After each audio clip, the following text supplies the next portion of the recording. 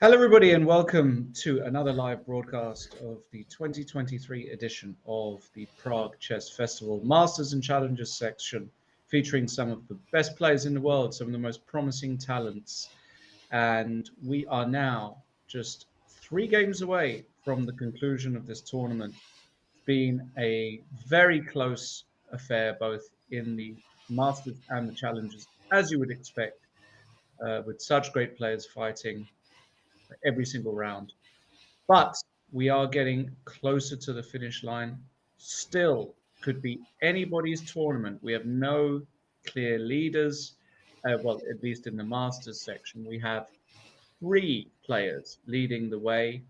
There was no change after yesterday's play. That is Dayak, Kamer, and Ray Robson, all on a modest plus one score. Then we have a whole bunch of players on 50%: Wang Hao, Navarro, Shanklin, Harry Krishna, and Martirosyan, uh, who all have a great chance as well. Even the local player and win on 2.5 theoretically can still win this tournament, although probably it is now out of the reach of Boris Gelfand, the veteran, who's sitting bottom of the table on 2 out of 6. In the Challengers tournament, it's a different story. We've had some really outstanding performances. Big mention to the local young superstar, the hope of Czech chess, the young Vaclav Finek, only a FIDE master, uh, very, very young, defeated the uh, wise, well, I would say, well, he's much more experienced, still very young, but the exciting grandmaster Jurgis Pešak, who found himself on the wrong side of a Catalan yesterday. So a great win for the youngster there. Also, we had a great win for the experienced grandmaster who now represents Romania. I should point out he's now moved to the Romanian Federation. That's Alexander Motilov, correctly entering a rook ending, beating the other local talent, Richard Stalmach. The rest of the games were a draw, meaning in the challengers, it is Benjamin Gladura who keeps his slim advantage with 4.5 out of 6. Mateusz Bartel, who's had a great tournament so far, on 4, with Motilov and another Czech superstar, Jan Vikuk, both on a very respectable +1 score. In fact, Jan Vikuk, very interesting to see if he still has grandmaster norm opportunities. He must do. He's currently on +1, so by my estimation, if he finishes the tournament on something like 5.5 out of 9 or 6, I think he has a very good chance of scoring a grandmaster norm. We're going to check out all the action. Of course, the games have already kicked off. And with me once again is the delightful Natasha Ben-Mesbah. Natasha, nice to see you again. Do you think one of these young guys is going to make a grandmaster norm this tournament? Hi, Lawrence. Hi, everybody. I think Vikuk has very good chances to make a grandmaster norm. So only 3 games left, and okay, he will play against the very strong grandmaster Bartel Mateusz, and we saw how Bartel deal with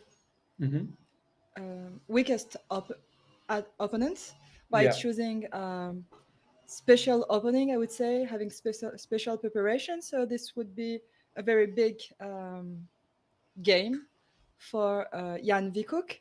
And then he will play against his Czech compatriot, Finek Vaclav, and round 9, Stamak Richard.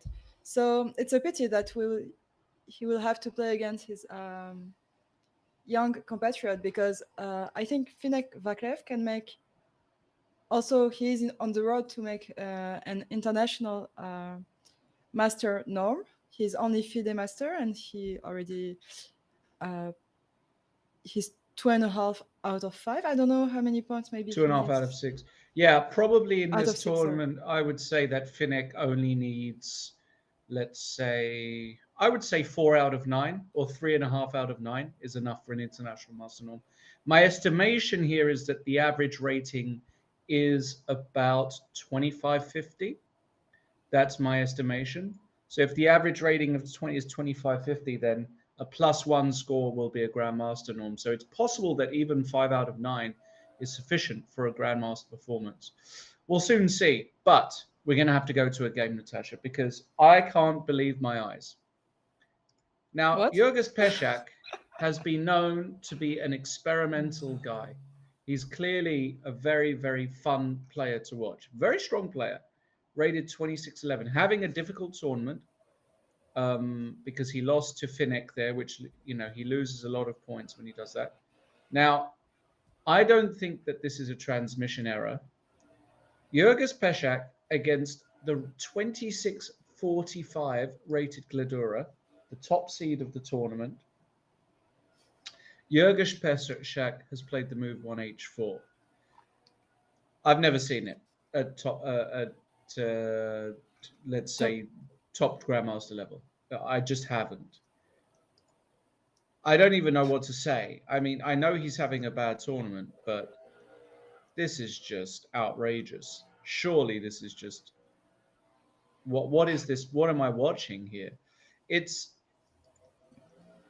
not even the. I mean, if you want to play a bad first move, this is a much better version, because at least now you don't impede your kingside development. And this actually, I think, has even been tried by Magnus. And black can't really get an advantage against this move because it's not a bad move. But this one I am shocked about. I have to say, I'm shocked. And Gledora answered with d5, take the center, and now white played d4. So we have a queen's gambit. Sorry, a queen's pawn game with h4, knight f6 and e3. It's just a random position. I don't know what's going on with Pešak, but this move h4 as the first move is really something. Have you ever seen it, Natasha? In official game, Yes. In a long game against a grandmaster, being played by a grandmaster, never. It's the first time. Never, right? But I don't want to believe that this move is an impulsive move. We know that Pešak has very interesting idea. Maybe something is. I'm pretty sure. I want to believe that he has a very hidden idea behind. There is no hidden idea. You think? No, of course there's no hidden idea. How can there be? I don't know. Maybe Benjamin Gledura is used to play it with Fianchetto on the king side, and he just wants to make him think. I don't. Or maybe he just lost a bet, like I did yesterday. That's possible. That is possible. That is possible. No, I mean, it's no special preparation. It's no, it's just he's frustrated. He's trying to just get a random position. And let's see if it works. I mean, it's not as if his position is terrible after 3 moves, but he's not better. So I don't know. We'll see. We'll come back to that one when we get a few more moves. Let's go to the Masters and see some of the critical games. Let's start with the leaders of the tournament. So far, the Dayak game against Wang Hao. Great win for Wang Hao yesterday. Puts him back in contention. We had a Queen's Gambit decline. We've seen this. This has been the most popular opening this tournament. And c takes d5. And now Wang Hao thinking and decides to take back with the pawn. E takes d5, bishop g5. This opening has been seen really quite a lot this tournament. And c6. e3, fairly standard. Now we've seen bishop e7 or knight bd7. Also the move bishop f5 we've seen. Also the move h6 has played bishop h4. And now perhaps bishop f5 has been tried, bishop e7, this time by Wang Hao. Very, very solid stuff. Bishop d3, the moves coming thick and fast. And we saw a game of Kamers yesterday against Martirosyan.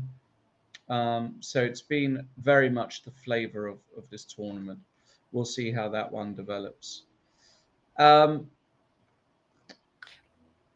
Yes, Natasha, you were going to say Yeah, I was something. saying today we have a very interesting match against Ray Robson playing against Vincent Keimer. Yes, two leaders of the Two tournament. leaders, yes. Yeah, let's have a look and see what we got. We got a Catalan, which has also been seen a couple of times, but I think this is the first time we see bishop b4 check. One of the most popular main lines. The point is that after bishop d2 and bishop e7, your argument is that this is not actually a developing move. This is something that a lot of beginner players or improving players still don't quite conceptualize very well. Uh, just because you've moved the bishop piece from the back does not mean that it's a developing move. That's a really, really important thing to point out. It does not mean that it's a developing move. In fact, in this position, the bishop blocks the communication between the queen and the d pawn. The bishop performs no role here. So black is claiming that he can gain a bit of time here by playing like this. Bishop g2, castles, and c6, queen c2. Very standard stuff, protecting the pawn, knight d7, and bishop f4. So white now finally finds a more, let's say, acceptable position for the bishop, right? Because the bishop is now doing something and getting out of the way on d2. b6, threatening to bring this bishop out, and rook d1. This position has been seen countless times. This is a very, very theoretical position. And black here has got a few options. Black can play conservatively with the bishop on b7. Black can sometimes kick this bishop immediately with knight h5. Black can also try putting the bishop on a6 sometimes, depending once again on the ambition of the black player in such a position. So very, very interesting stuff. And Keimer does decide to play the conservative option with the move bishop to b7. Totally, totally normal.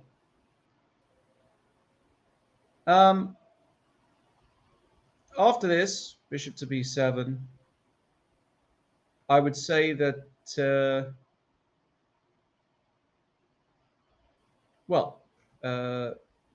white again has got a number of options. One of the questions you have to ask yourself here as white is whether you're going to put the knight on c3 or on d2. That's often a big question. So we'll see how Ray handles that. But this is very much a position that's been seen quite a few times before. Let's move on. And we should go now to, let's say, Sam Shankland against Hari Krishna. These two guys know each other very well, of course, played a lot of times. Another Berlin and an anti-Berlin with bishop c5 and knight c3. This is a small surprise. Of course, there's nothing wrong with this move. The main moves in this position are either to play c3, c6 immediately. Knight c3, though, trying to get a normal game. And d6 here by Hari Krishna, and knight a4. And this is the idea behind Shankland's early moves, that he wants to get this bishop immediately. Hari Krishna says, I don't care. Have the bishop. I've got a very solid position. Sure, you've got the two bishops. So what? The position is not open. I don't care. Rook e1, bishop d7, bishop g5. Totally, totally standard position here. I don't think white's opening is too dangerous. I don't think Hari Krishna is going to be too concerned here. And right, it is totally standard stuff. So we'll come back to that if anything major comes. We've had a lot more action already in the Martirosian versus Navarra match. We had another Queen's Gambit decline with 4 knights out, and this time Navarra plays the Ragozin with bishop b4, again totally standard. Bishop g5, h6, takes, and e3. The main line Ragozin, castles, rook c1. We've also seen this actually already in this tournament, this opening here. Black counters in the center, castle, c takes d4, and knight e4. This is one of the key moves in this position. Point being that if you take back on d4 immediately, you allow black just to play the move bishop d7. And when you move, let's say, I don't know, move like queen e2, black plays knight c6, has completed connection along the black, and this is just seen as nothing for white. There is no advantage at all.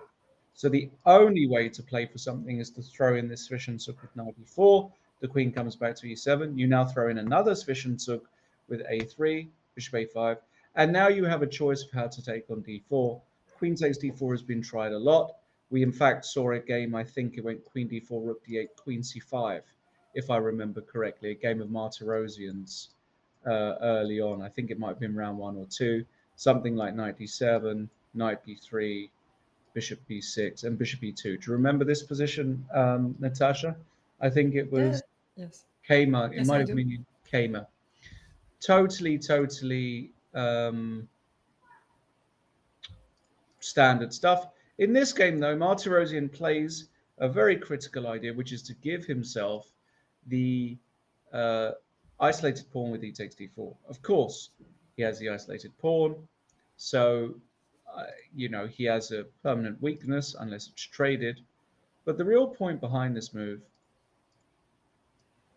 is that he wants to get some mobility for his pieces. One day, maybe getting the rook here and see what happens. Black played rook d8, and now another well-known idea in this position, the move rook c2. The idea is that he wants to swing the rook over to e2 because the bishop is controlling here, and that's exactly what happened. Bishop d7 and rook e2. Now ideas of d5 are very serious, so you have to do something about that, which Navarra, of course, does with the move bishop c6, controlling d5, and now queen c2 by Martirosian. And this is the position we have on the board. Natasha, what do you think about this position, number one?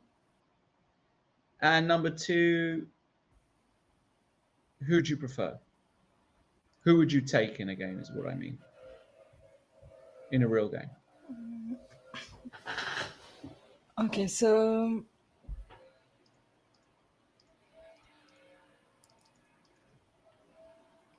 yes, this is the Isolani pawn positions. So white has to play very active. They have to play for the attack or for the push on for the d5 break. Try to play d5 and open the position. But they have already traded one piece, one bishop. They don't have the bishop pair. I think I would prefer to play this position with black. With black, interesting, yeah. Yes, because I don't see how white will attack the black king. I don't see how they will do. Okay, black is a little bit late in development. But maybe after a move like knight Knight d7? d7, knight f. Okay, they have to be careful. Is this where I trick you with d5? I think it is. That was your idea. That's We're my waiting idea. for me to play knight d7. I was. But the point is, let's show the people at home, because after takes, black has won a pawn.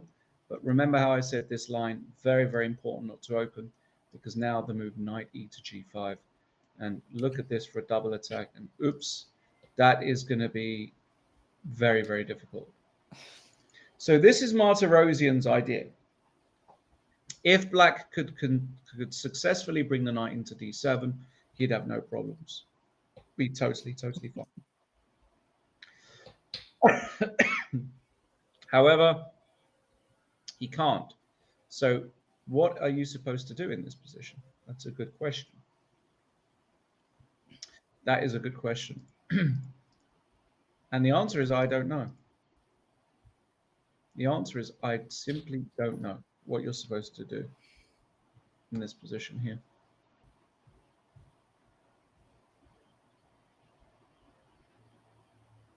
Difficult one because Yes, you're right. You're right. I cannot play knights, as you said. I cannot play knight d7.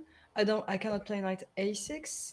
If I move my a5 bishop, you can play rook f e1, and that's not what I want. So I don't have so many moves with black. What? Maybe I should move my queen from the e5. Is that an okay, so idea? where do you want to move it though? Like to f8 or something? f8 or c7. C7 is. I think f8 you're going to get hit anyway. You ready? If you go queen f8, I think I'm going to go knight g5 anyway. And after takes here, I feel a sacrifice, yeah, or on here, like this move might just be crushing. Followed by, I don't know, something like if king takes, I can even take here, right? And I'm threatening. Oof, no, that's nasty. So I don't think you can play queen c7. And if you go to c7, maybe it's you same have the same idea. idea, no? Yeah. In fact, here g6 and just the same idea. So I love this idea by Martirosian. He had obviously prepared this concept. And now you actually have to be very, very careful about what to do here. Very, very careful. Okay, and Navarra played rook c8. So yeah, this is logical. This is logical. Now you have to move the queen out the way because I think bishop d5 is a threat. I think bishop d5 is actually a threat here.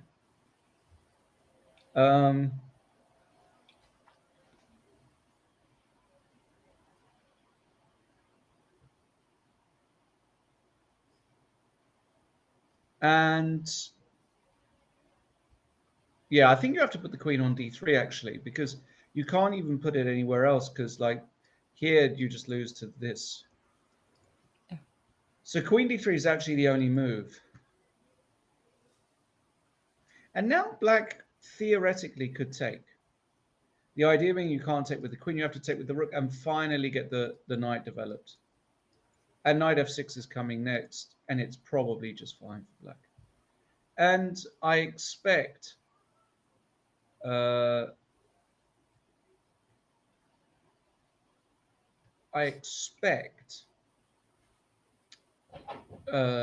Navarro to find this. I think this is very, very findable. I think this is very, very findable. Okay. We'll come back to that. Let's look at some other games.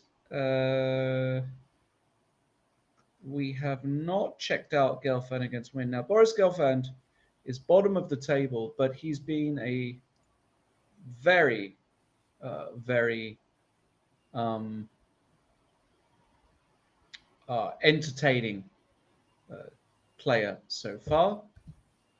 And it's just a shame that things haven't worked out for him. Today he's playing against Win. We get a Nimzo Indian with c5.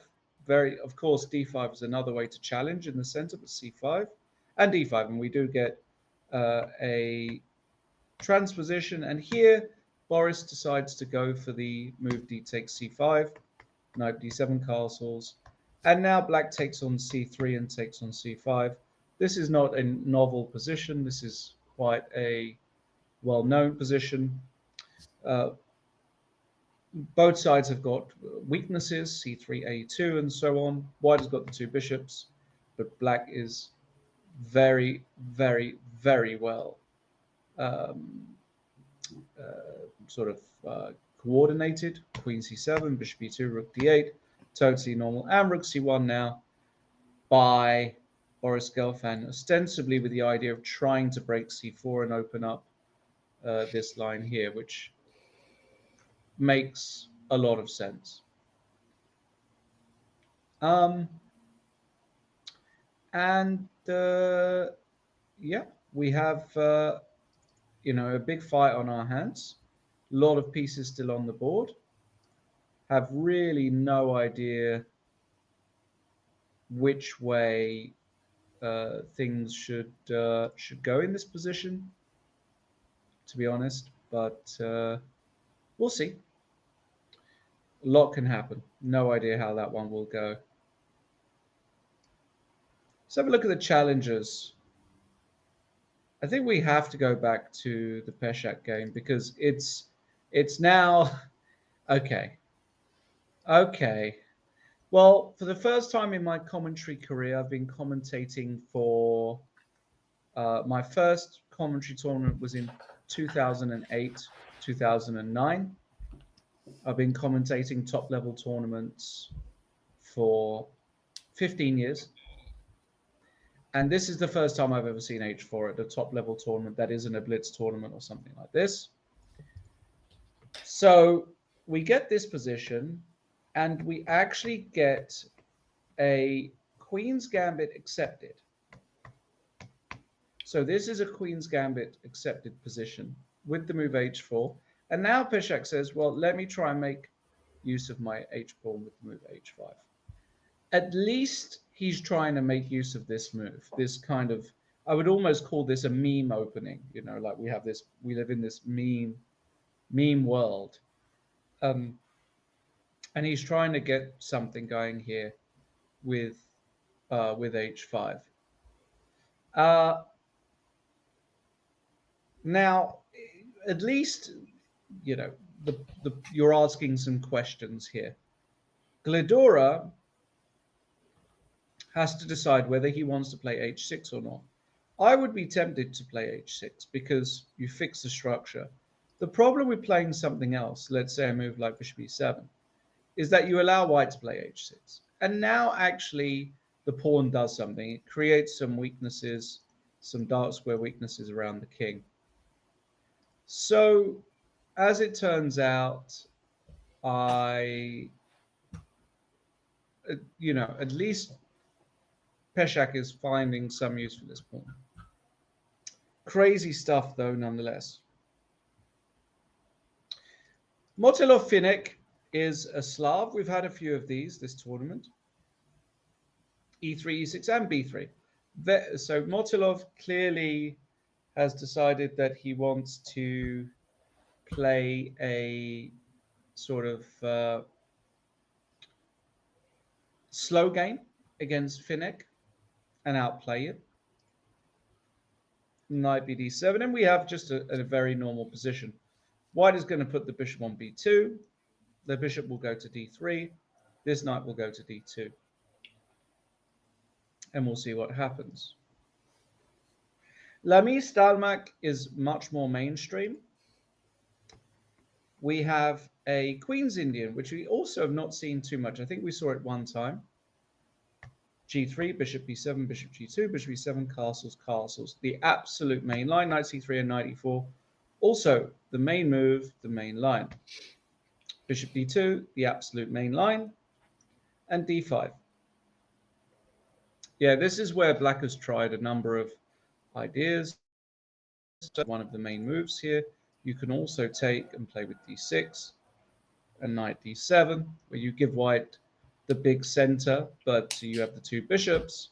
Lots of different ways. d5, an interesting way to play, though, this position. When takes and puts his own knight on e5. And now Stalmak decides to put the knight on d7. Could be very clever stuff by Stalmak. how is white supposed to achieve an advantage here?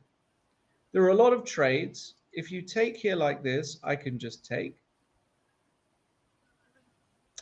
And if you take, I'm just going to take. And black is fine. If you put the bishop on f4 here like this, now I can even take and take. How can black be worse? Right? How can black be worse? So Irwin should have an idea somewhere around here. Not sure what it is. We will see. Vikuk Bartel is much more interesting. Bartel going for a French and an advanced variation and the move bishop d7. One of the many moves, bishop e2, knight e7, castles, and knight g6. Sometimes the knight does come to f5 here, so it's interesting. French players, they have to make this decision because the knight on f5 pressurizes d4, but he's decided to go to g6, and knight a3 by Vikuk. Takes, and f6. Absolutely standard French behavior by Bartel, undermining the center. And now Vikuk goes for the move bishop d3. This is very interesting. He could, of course, take on f6, because I don't think you can take with the queen here because of a move like knight b5, and if rook c8, maybe bishop g5, and you're gaining a lot of time. So I think Bartel's idea was to take back with the pawn, and we have a very, very messy position. The bishop will come to d6, and lots can happen here.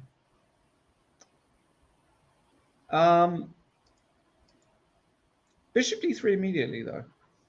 Natasha, your thoughts on this one? So white idea is to take on g6 and to double the pawn structure.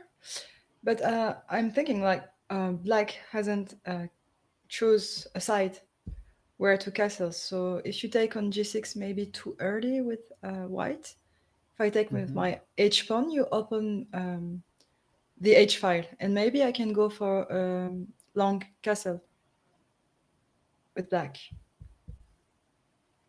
I don't know if this happens sometimes or Yes. I'm not really sure that you can long castle in this position, actually. I would say I doubt it. I would really, really doubt it that you can long castle. So, but I don't know. So let's say he takes. You want to take on g6, you said, right? And take here?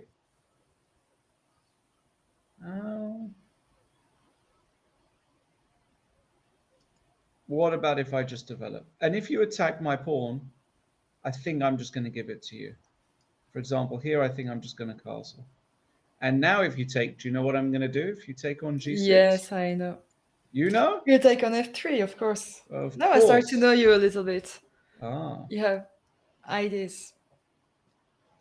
The classic French exchange sacrifice of rook takes f3, seen in a lot of variations, especially the Tarrasch French, where black gives up the exchange in order to destroy the cover in front of the king and recapture the pawn.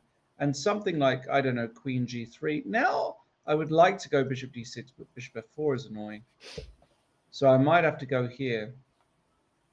Very interesting position. With the king compromised, who knows? Anybody's game. Anybody's game, says the dog. Okay. Paul Vinicius playing black against Akash. Difficult tournament for Akash. Really tough tournament. We have an advanced Caro with h4, h5, totally standard. Bishop e3 takes. Queen a5 check. We've also seen this tournament. Knight to d2, e6, knight to f3, and now knight to h6. All fairly standard stuff. The knight finds a nice square on f5. The knight comes back. White offers the queen trade. Black says no thank you. And black now plays the move b6 in order to play c5. Takes, and bishop takes c5. White now goes c3, looking at the d4 square. The knight comes out to c6, rook e1, and queen to a4. Really like this move by Paul Vinicius. I think Paul Vinicius has found precise ways to get equality in this position here. The queen, sometimes comes to g4, but it's also pinning here. Where is White's advantage? I don't see it. I don't see it. I don't think White has got even close to an advantage here.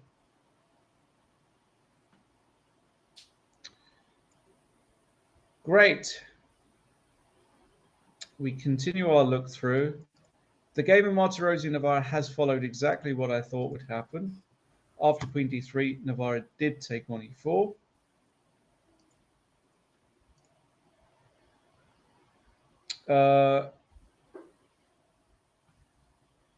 Rook takes e4 and knight d7. So very well, I think a very pragmatic response by Navarra, and rook e2, getting out of the way, expecting knight f6, which is likely to happen. And then Navarra is going to calculate what to do against knight e5, because now there are some ideas along this diagonal. But maybe it's nothing special. But at least something to think about. Shankland, Hari Krishna is really, really not exciting at all. I actually expect this game to be a draw quite early, or at least I don't believe, I just don't believe that these guys are willing to fight super hard today. Robson Kamer followed some theory with knight e5, knight h5, bishop d2, and knight f6. And so many Grandmaster games have finished with this repetition. It's a bit boring. So instead, Robson decides to take on d5 and play knight c6. The main way of playing this exact position, takes, you hit the queen goes away, and now you play this move knight e8. Been seen in hundreds of games. The idea is you want to put the knight on d6, sometimes even go f5 to control the e4 square. Here, White decided to play the move queen a6 first, and rook c4 by Vincent Kamer. I think it's one of the moves in if I remember correctly. You're attacking this pawn. If you protect this pawn with a move like e3, you can just continue in many different ways. E3 is useful because you open this diagonal up here. But can you even just go knight d6 here? Maybe giving up a7 is... Yeah, maybe there's no need to do that. So maybe you just protect it with a move like queen b8. And if bishop to f1, now you can go knight c7. And in fact, the queen is trapped. The queen is lost. So after queen b8, you have to do something about that. And it's not so easy to know what to do. Queen b5. Knight d... sorry, this knight is on pre. You have to go here now. Maybe bring the queen back, and knight d6, and black is doing more than fine. More than fine. So another position where, again, the onus really is on Ray Robson to find something to do.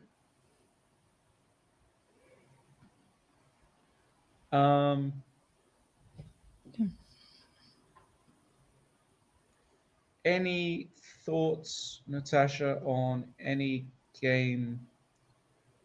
This is interesting, actually. Deak versus Rang Hao. We saw bishop b7, bishop b3, castle 92, and an early 94. I mentioned this at least a couple of times. You want to play this if you can. Because Yes. usually White plays queen c2, no? instead of knight instead of knight e2 before, yeah, to before prevent playing. knight. Certainly possible, yes. I think Certainly possible. maybe Wonga wants to take advantage of the move order or try to. Possibly. Yeah, I mean, he gets in his knight e4 move, takes, queen c2, and bishop f5. Has everything under control, right? Just has everything under control here after bishop f5. And where is the advantage? Where is the advantage? I don't see it. I really don't see it. And Yeah. Black is fine, yeah, I agree. black is fine. Black is just fine. Same like the win game. I think this position as well is just totally fine for black. Black put the rook on d8 to dissuade white from playing c4. So white now plays the move queen d4. Okay, also interesting, hitting the knight. The knight can come to e6 or to e4. If it comes to e6, maybe Win wants to play the move queen h4. Very, very possible. Very, very possible. And so maybe knight e4 is better. And still, a lot of things to discuss here. But black wants to follow up with bishop e6, and I think that this position here, well, I think it's more than okay for black. No big news. Where to go next? Had a few developments in the Motilov Finette game. We'll just join the position here. Very standard looking queen's pawn position. White just played queen c2. He wants to bring the rook to d1. And then at some point, this central tension has to be resolved. For example, if you take on d4 now and takes, is this better for black or not? The rook comes here. The queen often just comes back to b1 as well, just getting out the way. But with all the pieces still on the board, I think that, Motilov will be reasonably happy. Lamy played rook c1 in the position we were talking about, but this looks very, very manageable for black.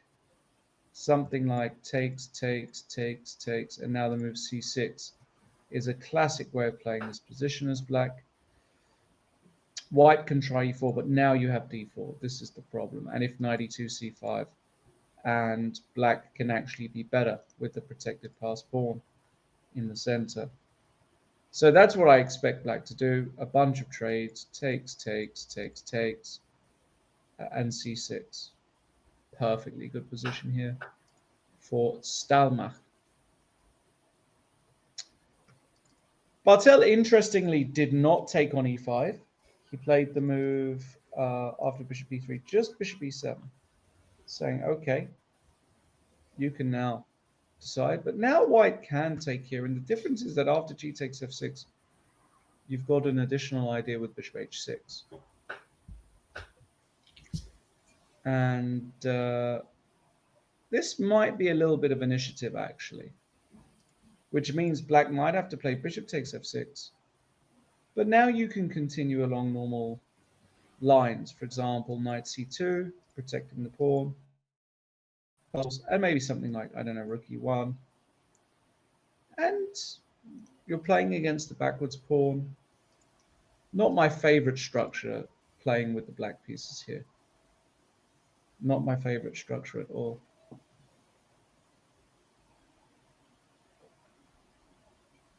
And, well, I would take white. Let's put it like this. I would take white.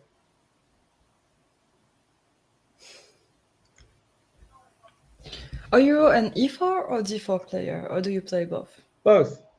I play both. Uh, both. Okay.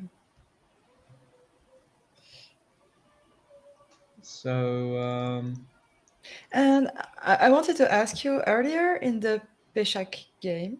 yes, Can we go back? You, in an official game, um,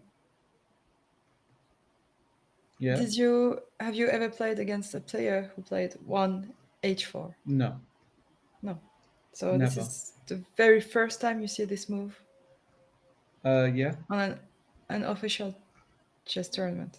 yeah, yeah. I never saw H4 before, and I mean, it wouldn't bother me if a player played that against me. I would just be like, okay, whatever, just carry on. It's still a move. You still have to play against it. You just know it's not good, and you just try and punish it. I don't think Ladura has done a particularly good job, if I'm brutally honest. In fact, isn't E5 just the way you would? I mean, I would play E5, but again, doesn't really matter. Um, so we have this position here after 11 moves, and the position looks fine. I like the fact that Glidora played h6. And the problem you've got with white is now you don't know where to put the king. If you castle, I'm most likely going to take this pawn. And if you don't castle, what do you want to do? Do you want to walk the king over to g1? Is that what you're going to do? Very difficult to see how you castle this side. So I think black has to be happy, right?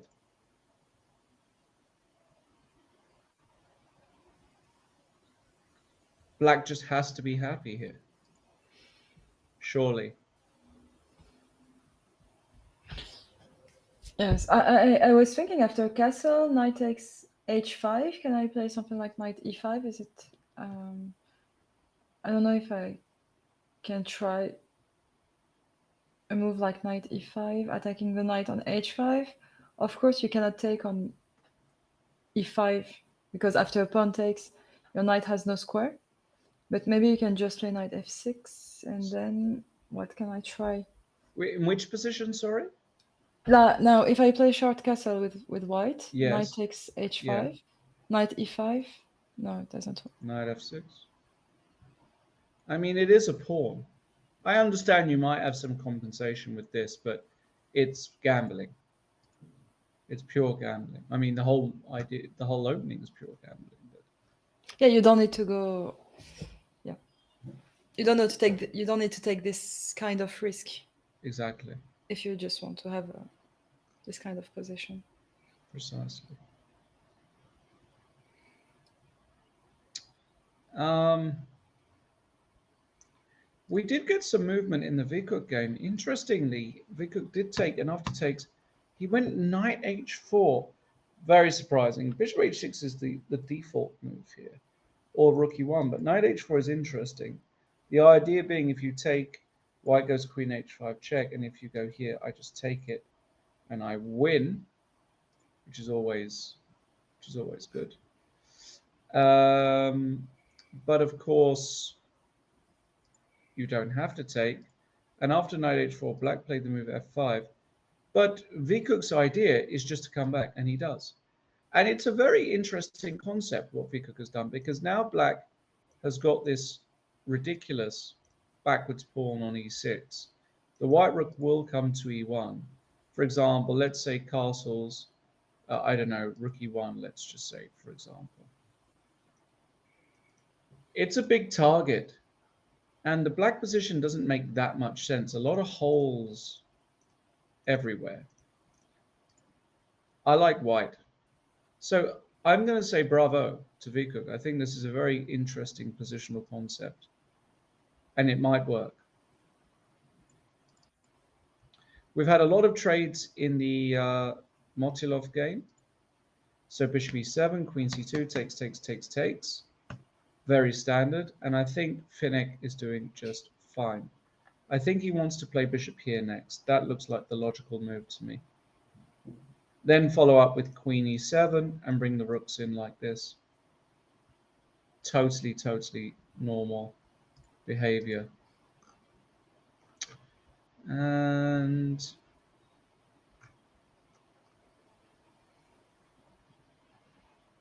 yeah, we'll see how that one develops. Yes, Natasha, did you want to say something? No, I was saying we will Okay, see. we'll see. Okay. Gelfand Nguyen has had some developments after queen d4. Nguyen did play knight c to e4 and c4. So finally white gets in this break. Black takes, queen takes, bishop takes, and b5. Totally satisfactory position for black. White has got the two bishops, yes, but black has got full control. And after a move like bishop b3, wouldn't surprise me if you can go bishop b7. No, you have to be a little bit careful of rook c7 and this, but even this is probably nothing. More worrying is the tactic bishop takes f7.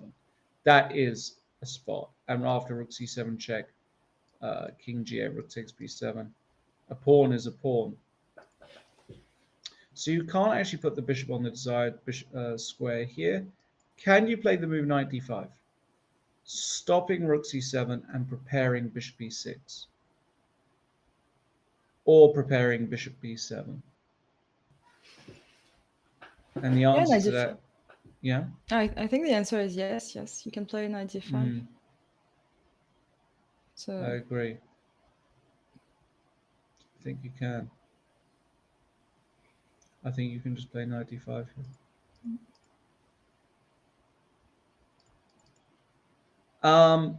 And black has got no no problem. problems at all. Um,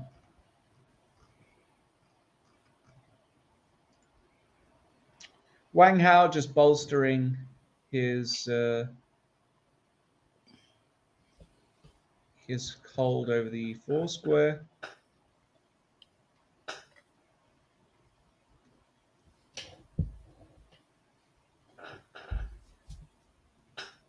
And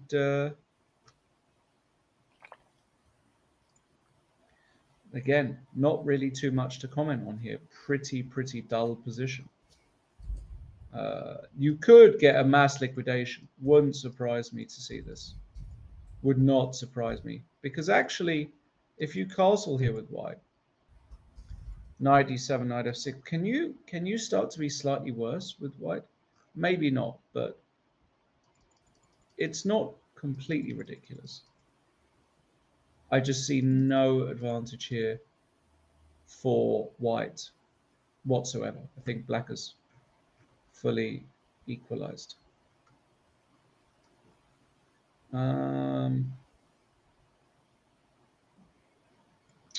Wow. Bartel has decided after knight f3, h5 to play the move h5. And rook e1 by Viku. And I don't like it. I do not like it at all. I think this is a really, really unnecessary decision by Bartel. I By don't Bartel. really get it. Yeah, I don't really get it.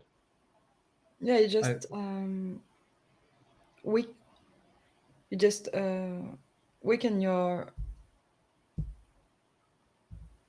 side more with the pawn on h5. The dark squares are weaker than earlier. Now you have e5, f6, g5. h5 is a target now. And the question is, where would you put your king? I think now you cannot go for short castle. Maybe you We'll go for a long castle, or maybe keep your king in the center of the board.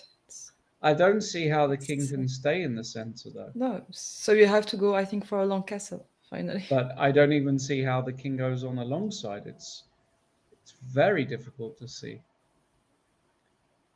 I actually think the king just wants to go to f7 because the g5 and e5 squares are covered for the moment.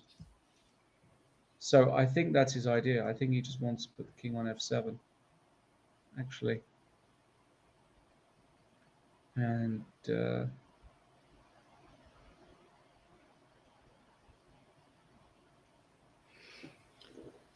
not really impressed by Black's play, but you still need to find a way here with White. So I'm curious to see what White does there.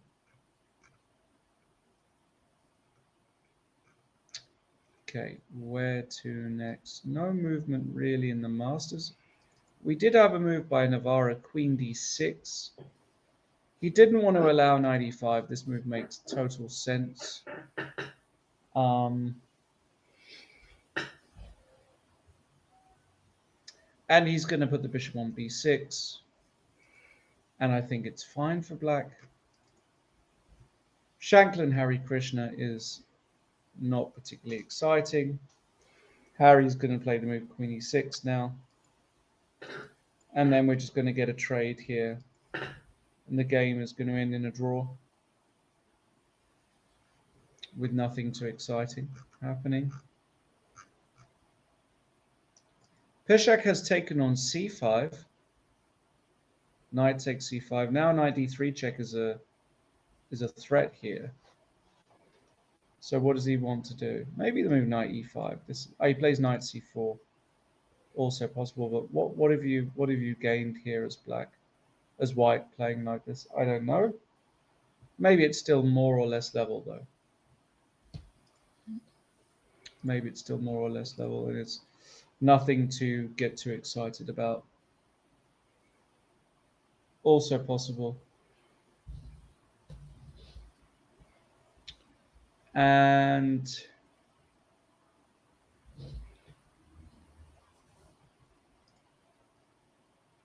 yeah.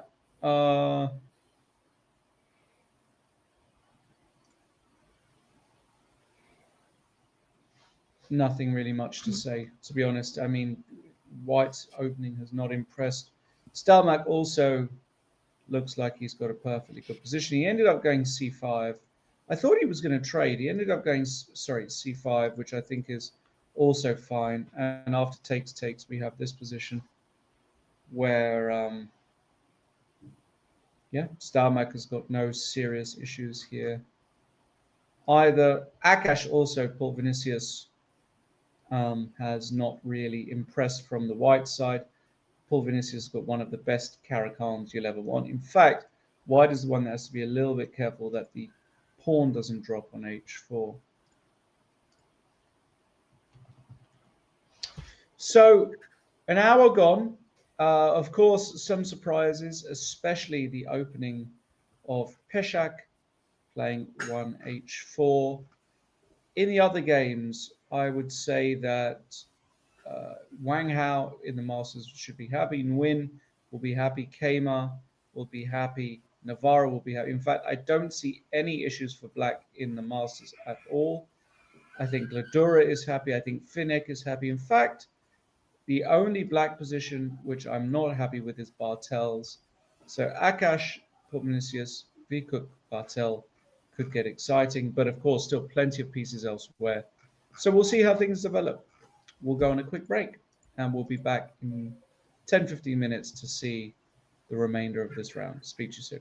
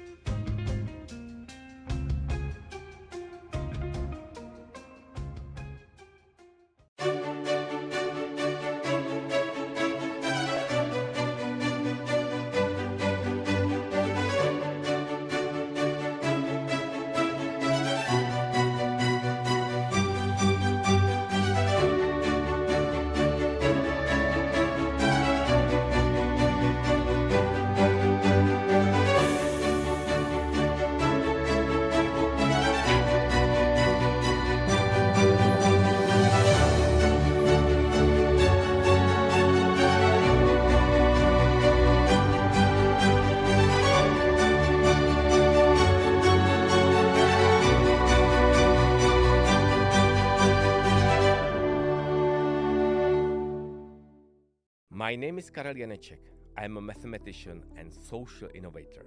For more than 12 years, I have been investing my energy to help society in various areas such as education, the science, art, sports, the fight against corruption, increasing public participation, as well as improving democratic processes. We are now at the crossroads of history, and my aim is to help our society to successfully face the critical challenges of our civilization. In 2013, I invented a revolutionary voting system D21 to bring consensus to our decisions. With the D21 system, we will have the opportunity to elect better politicians and prevent the polarization of society. Since 2016, D21 has been used in various participatory processes around the world, such as participatory budgeting in New York City and a big number of urban and city planning projects in the Czech Republic, France, Scotland, Tunisia, and India. The revolutionary D21 method has also been used in Czech, Slovak, Tunisian, or Zambian schools to teach democracy in a fun way and gives children a voice in what is important to them in the school environment. D21 applied to parliamentary or presidential elections will produce more consensual results, reducing populism and extremism. Small parties and independent candidates will gain space. This electoral method will produce positive campaigns and will not divide voters into opposing camps, which currently is a huge problem in elections around the world that use single vote systems such as first past the post. D21 is the key to finding consensus, and its wide adoption for political elections will heal our democracies. How does it work? Here is a small demonstration. The Janeček method D21 is a modern voting system. Standard polls only grant you one vote. This system works with more options, using positive and also possibly negative votes, which allow you to express your opinion with more precision. This way you don't have to vote for a lesser evil. You are free to select options to support and those who you strongly dislike. Such polls can work in politics, municipalities, companies, and even among friends. Let's take a look at a practical example. Citizens want to decide what the city's budget should be used for. It could be a cycling trail, a park, apartment blocks, a firehouse, or a VIP parking lot. When every citizen has only one vote, the VIP parking lot wins. This is because an organized minority can easily outvote the others. If every citizen had two votes instead, they might agree on the residential development. At the same time, the negative vote would reveal a controversial choice, in this case, the VIP parking lot. Janeček method D21 finds consensus, the solution with which more citizens are satisfied. Try out this modern voting system and upgrade the way you vote at www.participate21.cz. You can right now, voting each day for the best chess games at the Prague Chess Festival. Simply go to www.praguechessfestival.cz/voting. Karel Janeček, proud partner of Prague Chess Festival. My name is Karel Janeček, and I am a mathematician and a social innovator. When I was a kid, I played chess competitively and loved strategic card games. I may have been a mathematician since birth, at least as far as I can remember. For more than 12 years, I have been investing my energy to help society in various areas such as education, the science, art, sports, the fight against corruption, increasing public participation, as well as improving democratic processes. We are now at the crossroads of history, and my aim is to help our society to successfully face the critical challenges of our civilization. In 2013, I invented a revolutionary voting system D21 to bring consensus to our decisions. With the D21 system, we will have the opportunity to elect better politicians and prevent the polarization of society. D21 is the key to saving democracy, and its implementation for political elections is absolutely crucial. Another innovative product we developed together with scientists from the Science 21 Foundation is the revolutionary mathematics game Mateso. I believe that Mateso will enable children from all over the world to learn mathematics in a fun way and help them develop critical thinking, a crucial skill in today's turbulent times of omnipresent information and misinformation. That is why we came up with the innovative board game Mateso, which brings mathematics closer to all age groups in a fun way. By playing Mateso, preschool children subconsciously gain knowledge of key information about the structure of the number system without having to know any number or perform a single calculation. Namely, the game includes a multiplication table, prime numbers, factorials, Fibonacci numbers, and the concept of zero. By playing this game, a so-called backbone algorithmic system is created in a very entertaining way. It is a natural consequence of certainty in all basic mathematical operations. With Mateso, starting primary school mathematics would no longer be scary. It will change into a fun subject. For school-age children and teenagers, this game has a similar effect. However, the activation rate of the backbone algorithmic system is inversely proportional to the age and the level of dislike of mathematics that individuals acquired during the classical educational process. For adults, this game is not only a way to teach their children the necessary basics in mathematics, but also an opportunity to find their own acquired blockages in this field and gradually get rid of them. Mathematics is all around us, and it is beautiful. However, its beauty is easy to overlook if we don't know how to look. Mateso is the way to learn it.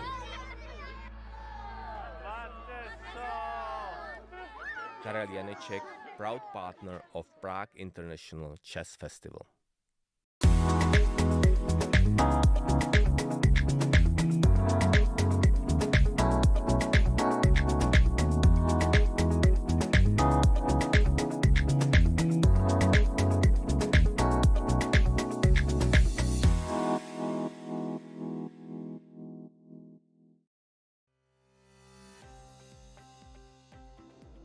Okay, I feel that Paris was, he was tired. He played terribly in the opening. It was a decent position for both sides, and suddenly this, I think, e5, started with e5 and it was a mistake, and of course d4 was another big mistake. After d4, I thought that, white was already, had a very big advantage. But later, I think Boris also missed something. He blundered very badly. So, and after he had to sacrifice the exchange, which was, I think, of course, not enough.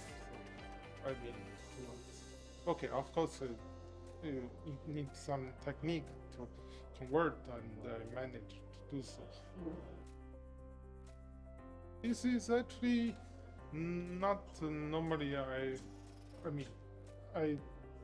do, and not what I wanted to do, but I think it's because I don't think that I'm in a good shape. I think I'm actually very tired. I feel very tired.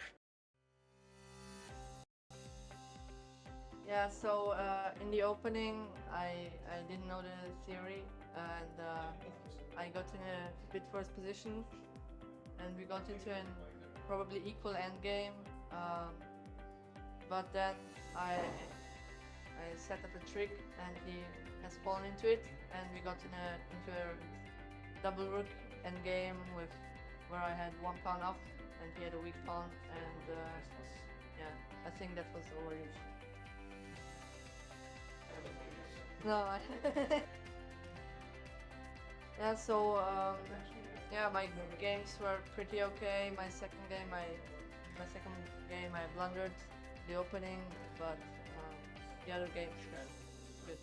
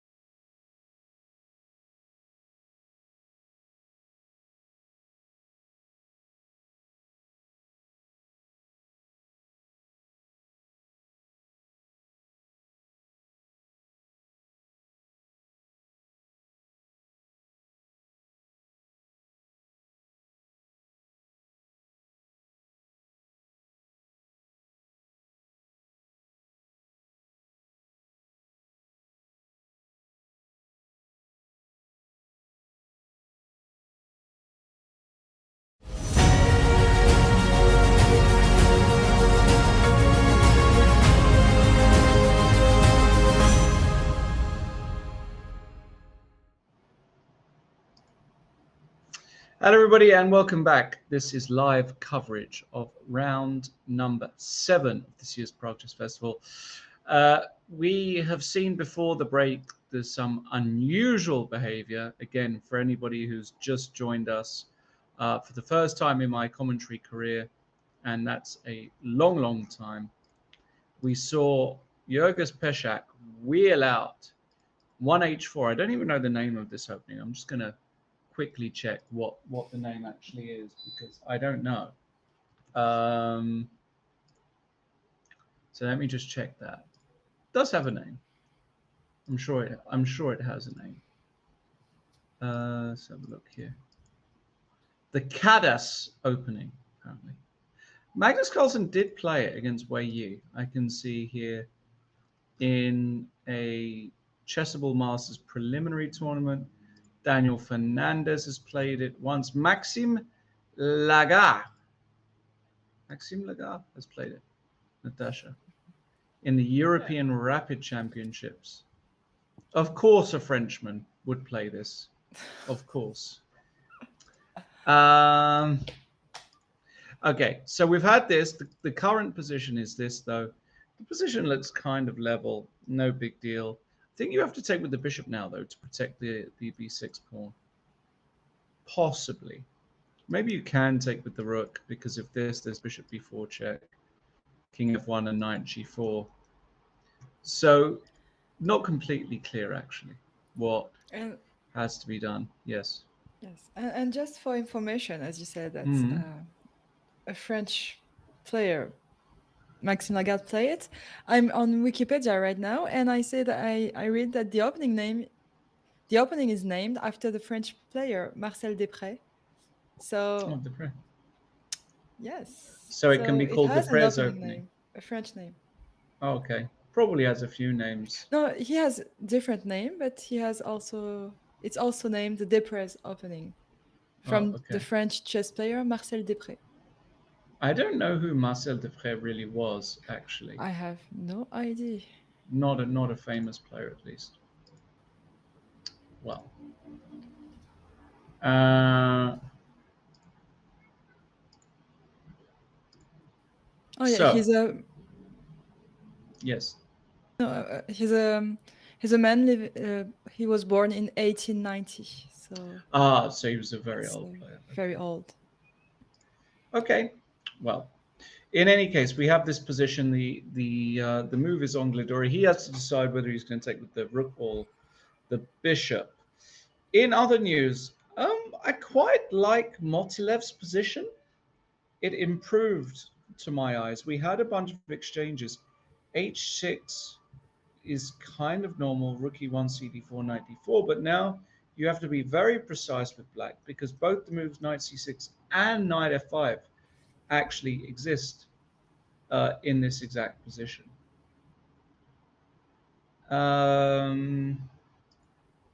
So, and with the rook coming over here, I'm actually a little bit worried for Finek here suddenly. This looks like some serious initiative for white. I don't know what you think, Natasha. I do not like black's position here, though. I really do not like black's position. I totally agree with you. Yes. Yes. First, yeah, black has to find a way to play against knight c6 or knight f5. But black will have to accept one of this move. We'll have to play against one of these moves. So which one is the worst to accept, knight c6 or knight f5? And if you go bishop c5, I go knight c6. And if you go queen d7, do I take? I think important is, like, if I take and you take, I've got knight e7 check. Could it be? No. Just take. Yes. And if you take, and if you take on c6, I have rook g3. And rook takes g6. Exactly. Rook takes g6, and c'est fini. And if I take here, check, king h8, where is the finish? Maybe you just go here, and this might just Might be the end. So Finnick actually has to find some precise moves here. It's very easy to lose this position, I will say. It is very easy to lose this position. And so the wrong move in the position was because we were saying that black was fine. So Yeah, I think around here he's fine. I preferred bishop f6, but bishop six. we played knight f6. I think this is still fine. Rook e3. h6 maybe is a little slow, allowing this, but should still be okay. I mean, again, maybe the position is still okay, but you know, uh,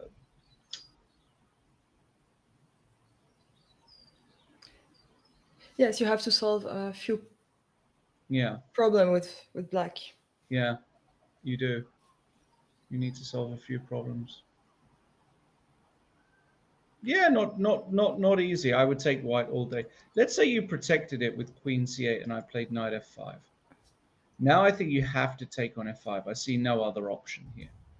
Takes, takes, and go knight e4. Maybe this is the saving grace, but I don't trust it somehow. f3, queen c5 check. Rook d1 maybe to come here, but maybe you survive. But I think Finnick will actually be quite nervous now. I think he'll be nervous. I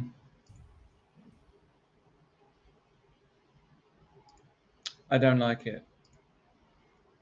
I don't like it at all. We'll come back to that. We'll come back to that. I can see Shankland Harikrishna has entered the double rook ending, totally equal position. d5 at some moment will come, bringing the king in. I mean, you have to be a little bit careful maybe with black because you do have the weakness, but I don't truly believe that that this is a serious chance for white. Martirossi Navarra, we just see one move, rook d1.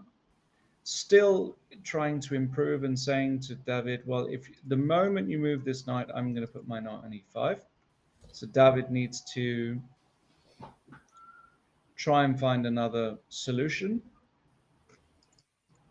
Incredibly, in Robson against Kama, Ray Robson has been thinking here for a very, very long time. How long has he been thinking in this position? I don't know. Maybe 45 minutes, maybe? as long as that? No, I don't think but at least half an hour. It could be 45 minutes. I don't know. It's possible. We have a move. Oh, and we just in the right time. e4. e4. Well, yeah, I mean, he had to calculate. That's why he spent so long in this position, because he had to calculate this. Okay. Yeah, so here with black, you have to think of rook takes d4, knight c7 first, and other moves, maybe take on e4, something like this. So yeah, so okay, so knight c7 exists. So if knight c7, the queen actually has got no squares, right? It has to take on a7. And what Ray has calculated is that there's no way to trap the queen. So you probably don't play knight c7. So what if we take on d4? He takes on d5. And now knight c7. You take and I take. Knight c3 looks okay for white. Actually looks okay for white. I don't see this being a big issue.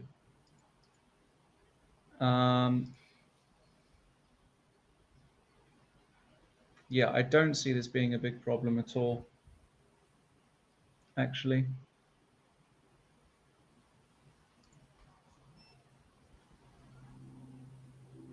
Yeah, this position, yes. Yeah. Looks completely White is standard. fine, but black is fine too. So Exactly.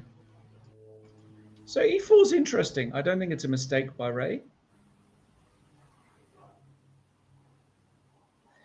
Can you force a draw here as black, like this?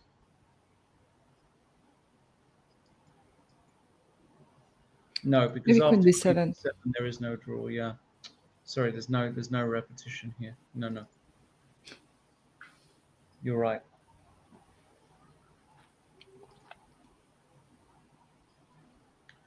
Um, Another idea is to play knight b8 and then knight c6. Knight b8, queen takes s7, and then knight c6.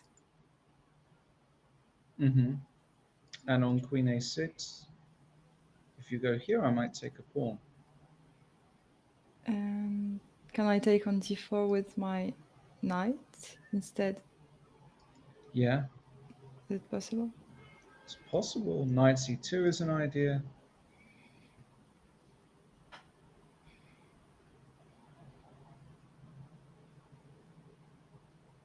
Yeah, I think that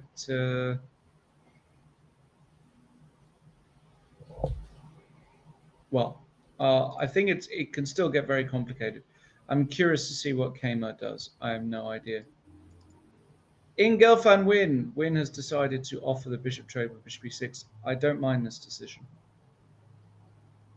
The point is that even though you isolate this pawn, black is very, very active. He's ready to go rook c8. He's got ideas of knight d2. This bishop isn't doing that much. Black is very nicely coordinated here. I think bishop e6 was a good move.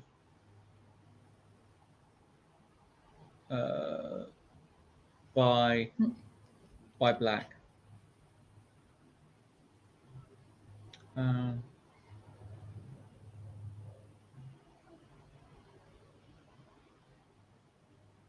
So yeah, this is Yeah, it's just not an easy move to play because you damage your pawn structure. Not so easy to play this move. no, it's not easy at all. It wouldn't be my first idea. Right. But yes, it looks to be a very good move, as you said. Yes. Can I try to attack your pawn with rook c6? Can I try to play this way?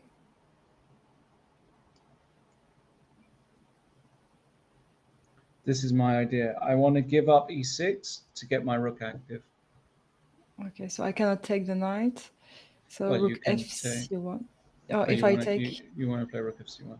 Now I have ideas of knight c4 as well, but let's say I play simply like this. And I have to play rook c2. Rook c2, right? And now this. You know, there are many ways this position can just end in a draw, like bishop e7, for example, takes, rook d1 check, king g2, knight d5, bishop c5. And black is actually better here, right? Black is actually better. Yeah, this is just totally fine for win, no problems. What have I done here? I've managed to lose all the boards. Okay, in Dayak against Wang Hao. Also, no big change in the position. Looks totally fine for black. Queen g5 by Wang Hao. He wants to put the knight on f6 next. And what are white's pieces doing? If you go f3, you really weaken yourself too much, I feel. Like, you can even just protect. In fact, queen g5 is a good move because it protects the bishop, anticipating f3. And things are not great, to say the least.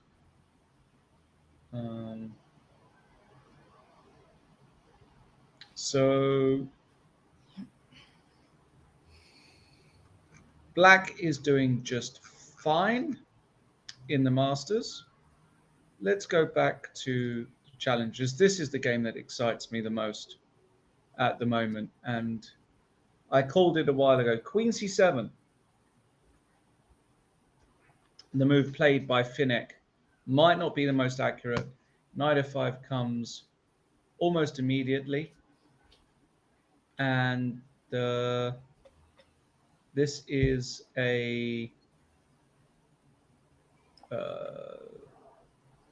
a very, very, very nasty position to play for Black, because now actually Rook takes e7 comes with tempo.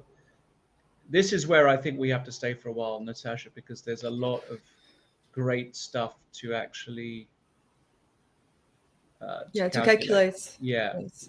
You Rook have ideas fd8. with knight takes g7. One of these Knight takes sacrifices. h6. Yeah. Let's have a look. Let's have some fun. So knight takes g7, classic sacrifice. Takes, let's say, check. So first things first, if the king comes to h8, I think you lose immediately because queen c1, and it's just immediately game over. Bishop f8, you lose the knight. King h7 only move, and rook h3. And now I have knight g8, maybe? No, yeah, sorry, you do have knight g8. I can give a check. f5. f5 only move, and probably I just take on e6. And yes. And everything is falling apart. Everything is falling apart. Queen f4, I think, is the only move. Now I can go rook f3. It looks very, very bad. Yeah. So knight takes g7, and this is, of course, a move that Motilov sees in a heartbeat. Even knight takes h6 might come to a similar thing, something like check. But after king f8, if I go queen c1, can I start running now? Can I go king e8 or knight g8 here? It's a bit different because the king's safer. Maybe, can I do this? Also looks dangerous. Nearly mate. You have to go e5. And I can't take because of, no, because you take and then rook d1 is mate. Yes. So maybe you survive this one. Knight takes g7 feels better because when you give this check here, actually you get the same position, do you? Yes, but maybe after knight take h6, you can just move the king and like this. Your pawn down. You're a pawn down, yeah, and I can go rook f3 here. No, it's just a pawn. You can't do that. I think Black has to move the rook as well, because just to illustrate, let's say Black plays a random move like rook d8. Now, this looks very, very tempting.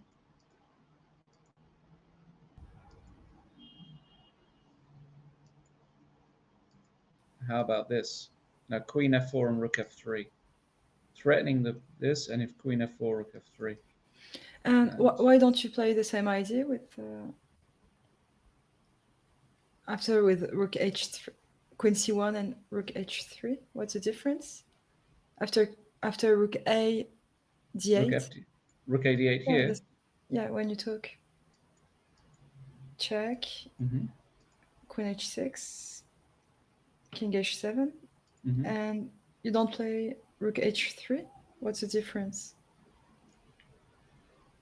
There is knight g4 here. This didn't exist before, right?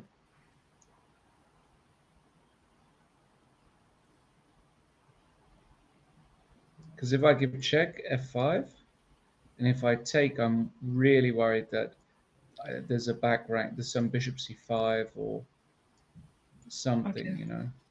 Yeah, you have counterplay. You find counterplay. Yeah, and queen f4 is coming, and suddenly I lose. So I still have to be mega precise here, naturally.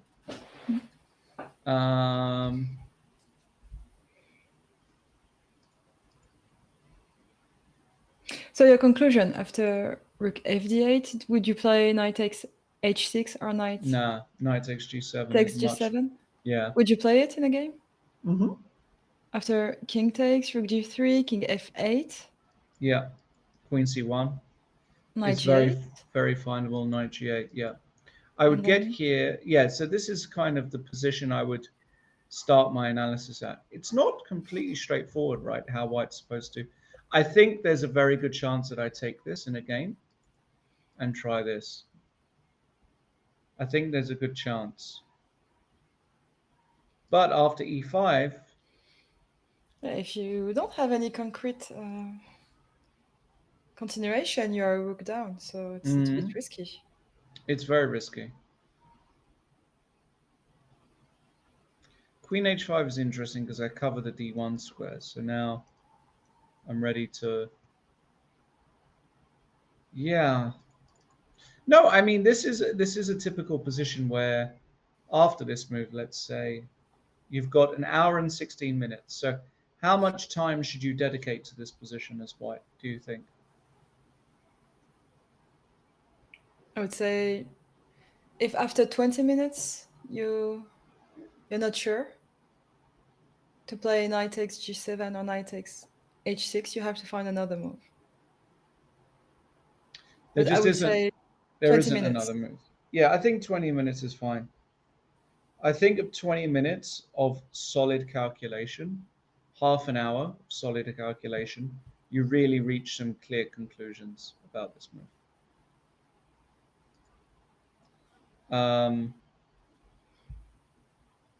I don't believe objectively black should survive. All of white's pieces are just so beautiful and coordinated. I don't like it. And I don't know why, but I think it was Alexander Motilev idea since the beginning. I think he Well, wanted to go. he wanted something like this. You can never guess exactly. Of course not, but when he played rook e3, he doubled the rook on the e file. I think Yeah, he I was think it having an was. eye on this idea. Knight c6, knight f5, and Yeah, maybe knight takes g7. agreed.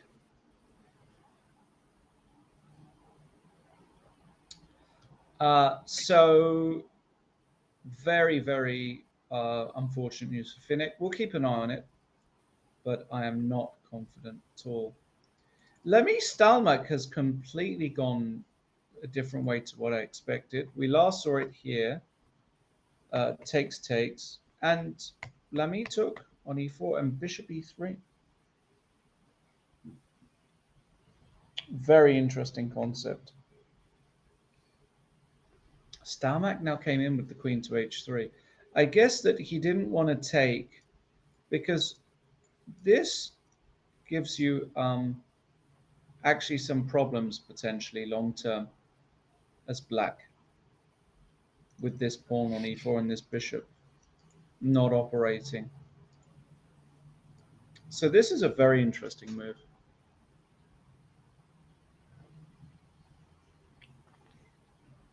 But it's also very double-edged because now you allow white to take and do what he did with queen d6, and now you're left with some permanent weaknesses. So if Stalmach's idea was to go e3, threatening mate, after f3, what's his next move? Because that doesn't look clear to me. Is he really going to go rook here to bring the rook round? Maybe that's what he wants. Queen takes e5, rook e6. And actually, this is a little bit dangerous. This is dangerous. How do I stop this?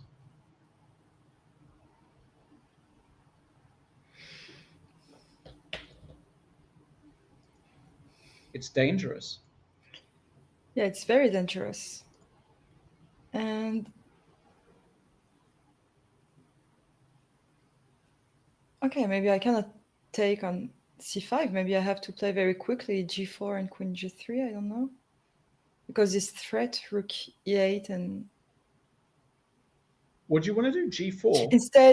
instead of taking on c5. Oh, I see. Okay, yeah. Yeah, Oh, you want to go G4 here? maybe I'm saying just okay after g4. Maybe you can play h5 You or have f5. H5 or F5. Indeed, yeah. It's... No, this is a very interesting attempt by Stomach. I wonder if he's getting optimistic here. I would be Could. optimistic. Yeah, With black. yeah. I could be, yes.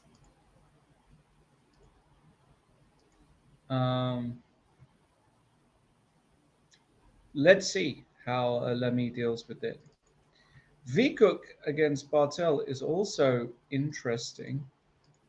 We last saw it after rook e1. Bartel did put his king on f7. I felt like that was his idea. Knight e2, a5. Okay, bishop e3.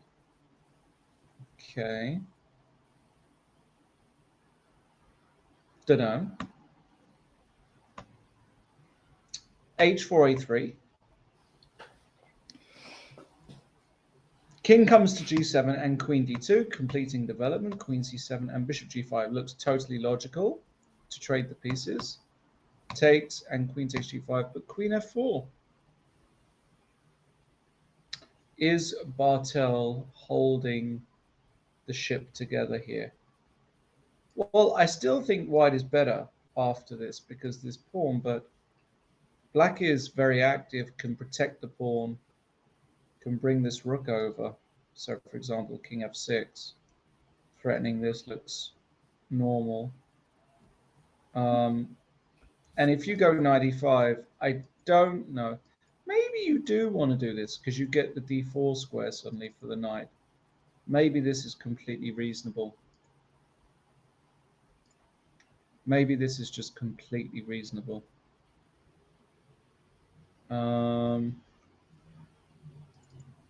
Don't know. We'll I have a see. feeling that now black is fine. It's fun. You said that you would play with white, but I prefer black position, actually. You prefer the black position? Yeah, Yeah. I can I would see that. feel. I really can. I can see how And that works. the problem, remember, after h5, we were trying to find a plan for white. Rook e1, king f7. I was thinking it's not so easy to play, as you said, with white. You have to find the right squares, the right plan for your pieces, and I think that black now is fine. They solved their problem, even if they have this weakness on e6, but your d4 pawn is also weak, and I Correct. have full control of e4 in the center, and your bishop. Even if you have a good bishop, your d3 bishop is good, but my pawns, let's say, block, limit your bishop action. So Yeah, I think it's fine for black. for black. Yeah, could be. Claude Vinicius also completely fine here after g3, knight c6. Great position for black. White hasn't got anything here from this Caro-Kann. And it's not a particularly interesting position to commentate on. Wait, is it insane with black to play with g5? Yes. Yes, it is. Okay. Well, I mean,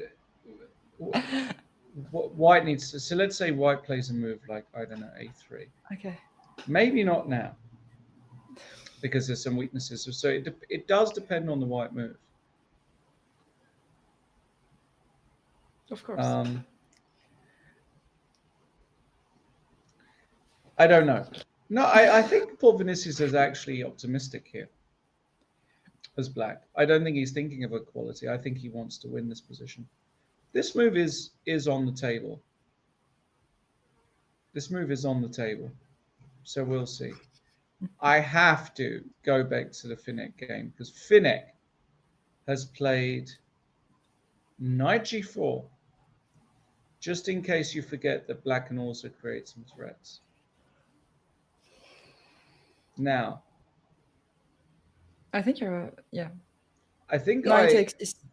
yeah. I think you're in trouble with black. So takes, Okay, takes, rook rook d3. g3.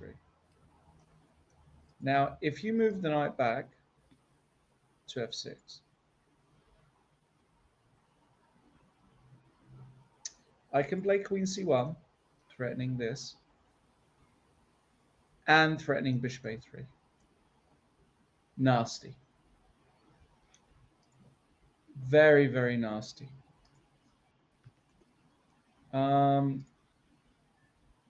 That looks like the end of the game to me. That just looks impossible to deal with to me. I don't know about you. Looks like an exchange. So Yeah, I don't see any takes, solution takes. for, and Yeah. everything is forced. Everything is Well, he forced. can go f5, but now I Is can it go the same h3, idea? knight And f6. then, I've and I also can got take. this. Yeah. Oi, oi, oi. I've also got this move. This move is probably too much to handle because it's just over. It's a pawn. The black position is finished. It's not hard to calculate any of this as well. That's another problem for black, that this is actually very easy to calculate. And so I think we're heading for a very quick win here for white. You might even not have to win the exchange after this. You might just want to carry on. So let's say king h7. You don't have to take the exchange. He probably will. I You don't don't think have to. Yeah, it's well, you okay to don't. take, because after you have a queenside majority, pawn majority, Yeah, you have open files for your rook, no square for the knight, no outpost for the knight. something like this. Everything is fine for white. Yeah. Just little by little, you will improve your position and win. No, you take no risk at all with white Yeah. and with an exchange up. Yeah, I totally agree. I think this is just not playable. So that will mean that Motilov also still has an outside chance of winning this tournament, depending on the other results. Now, Stalmack has played Rook A8 in his game, so that's good. So we'll see what happens there. Shanglin Hari Krishna, again, nothing I'm too. Yeah, but I'm very impressed how position that we can supposed to be a quick draw can be played by strong players, and how they try to find this very small edge and try to make it bigger. I remember it was yesterday when Ari Krishna tried to took a little bit risk and tried to win against his opponent in Yes. the in during the Zeitnot, when his opponent Yes. was in time trouble. And so it's even in first round, Kamer against Wang Gao in a rook ending, and this is very impressive. Yeah, It's they my do. opinion. No, but you're right. They Very do try and find impressed. ways. Absolutely, they do try and find ways to put maximum pressure on. But I don't truly believe that White has got anything close to enough to put. I don't think that Black is worried. Let me just say it like that. Black is not worried here. There's no way Harry is worried here. For example, let's say h4. Can I just go h5?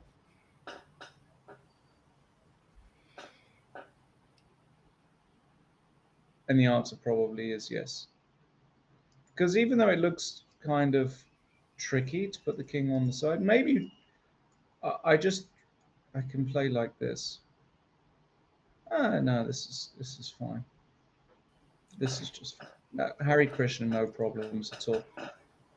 Martirossi and Navarra. Now, rook d1, rook c7 has been played. So now what is the question? Do you want to go d5?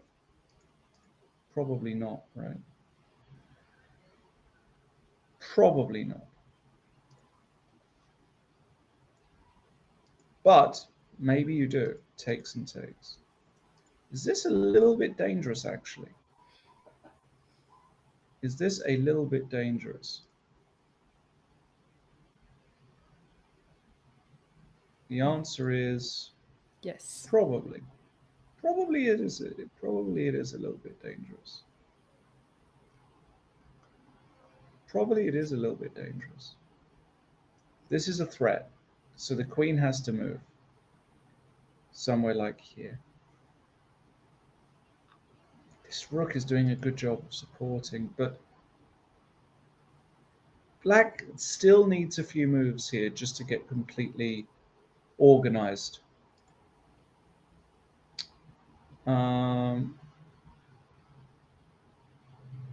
You know, b4, bishop b6.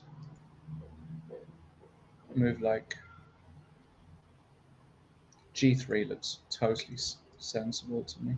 But I still don't quite believe it. But at the same time, it also wouldn't surprise me if Martirosyan found a little bit of pressure here. Nguyen doing totally fine against Gelfand. Gelfand just not able to get anything against these guys. Very, very tough to beat this caliber of player, even for somebody as talented as Boris. So a5, you know, a very good move. The point is, if you take on b5, I've got the move knight d2. This is the idea of Nguyen. Rook fd1, knight takes b3, and black can't be worse. Black simply cannot be worse here. Ray Robson, after that very, very long think against Kmar, you know, the move e4 was played, and now Kmar is in the tank. Kmar's been thinking for about 20 minutes here. We'll let him continue to think in this tricky position. We had, after queen g5 in the Dayak game, the move f3 was played, knight d6, queen f2, takes, and queen f5. Again, I see zero problems here for Wang Hao. I don't think Dayak is worse. I think he'll just bring a rook in. But how can black ever be worse here after a move like, I don't know, rook e7? Does white really want to go g4? Maybe, but you run risks. And rook a e8 is coming.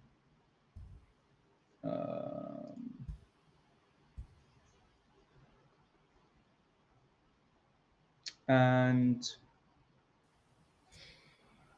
I would take black here, actually. Structurally superior, but of course the position should be equal somehow.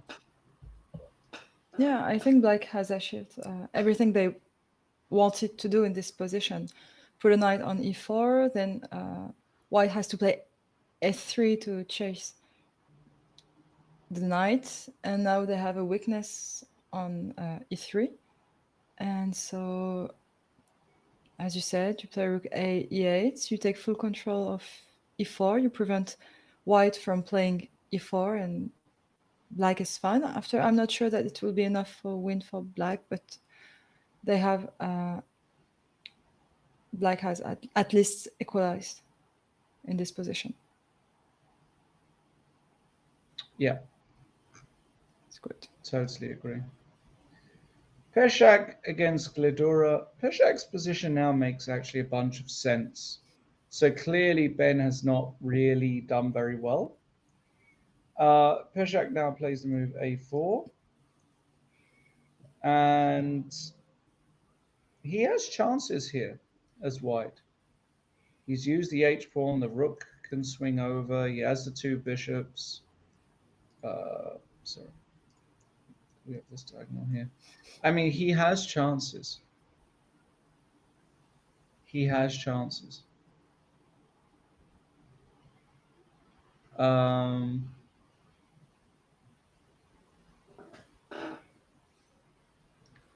prefer white. Two bishops, targets.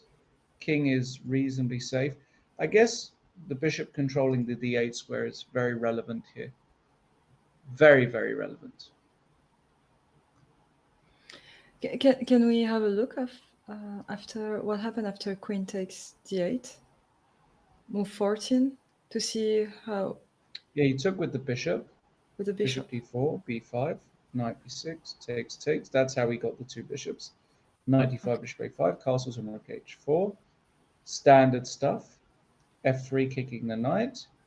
Knight comes back. And king d2. And Knight e7.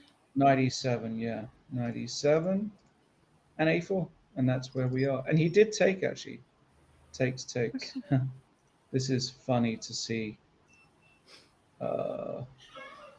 these two like this, huh? This is actually funny to see.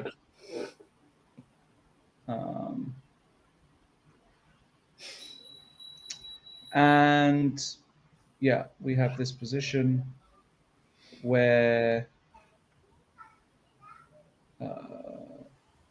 you know, the rooks are on the fourth, but after e5, this and he goes knight d7. This is kind of, I'm not convinced at all by Gladura's play. I don't know if it's very, very bad, to be honest, but it is interesting nonetheless. It is interesting.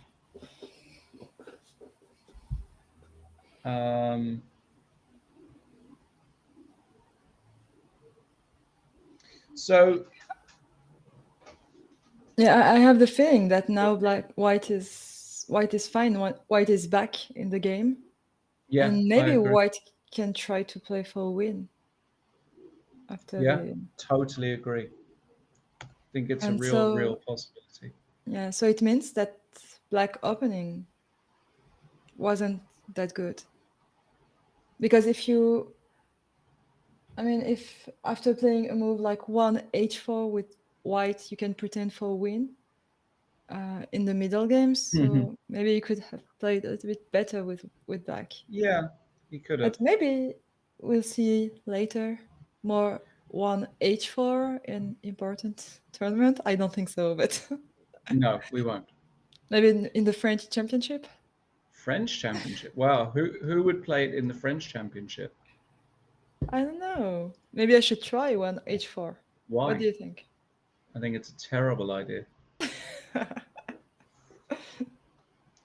think it's a terrible. When is the French championship?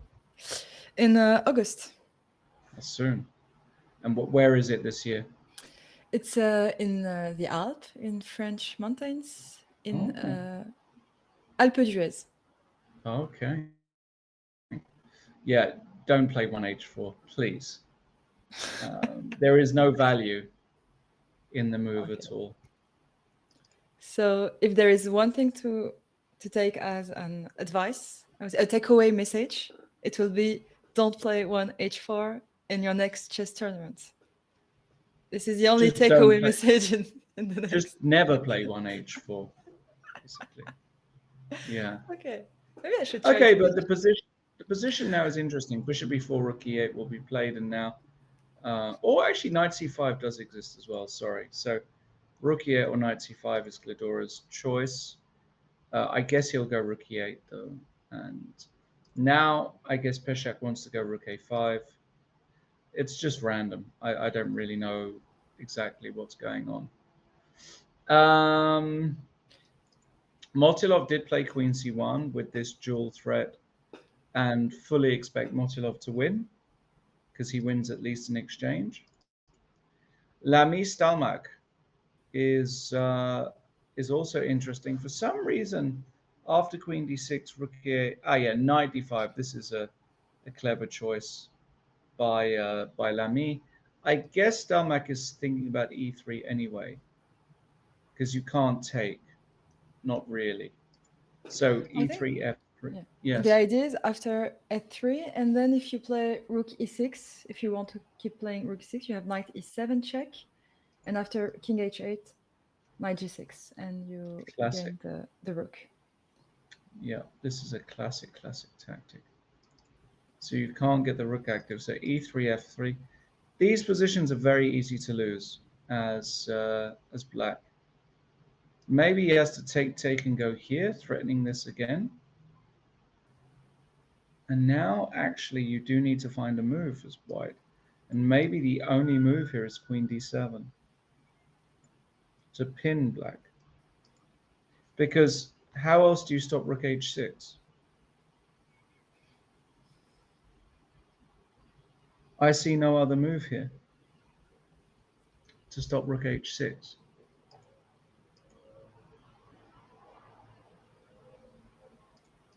Me neither. Yeah, queen d7. Queen d7 is a move. And maybe after queen d7, we can play h5. Is it a move? Queen d7, h5. Maybe Let not. me just see here. So queen d7, h5. Maybe h4 is not a threat because... Yeah, because of rook h5. Rook h5. Yeah. Yep, agreed.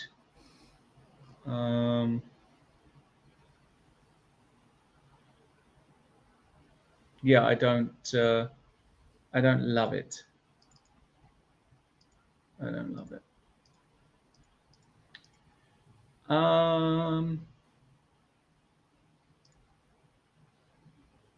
Okay, we'll see. Very, very complex. In Vcook against Bartel, we have a situation where Vcook is making Bartel put all of his pawns on light squares. However, he has managed to get the rooks on the king side like this, you know, and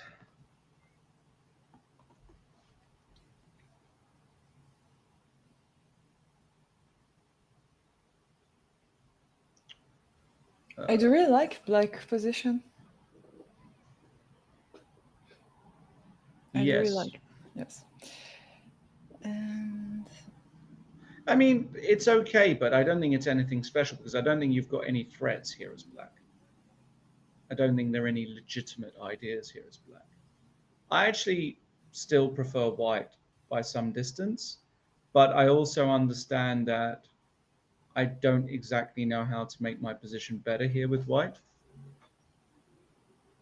Like, it feels like I might have reached maybe going, excuse me, b5 with 95 is interesting.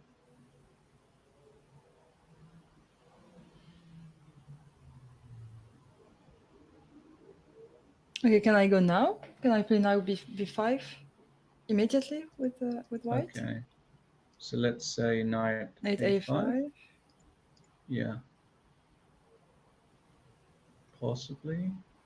And if you go knight e5, Knight as you e5, said. bishop e8.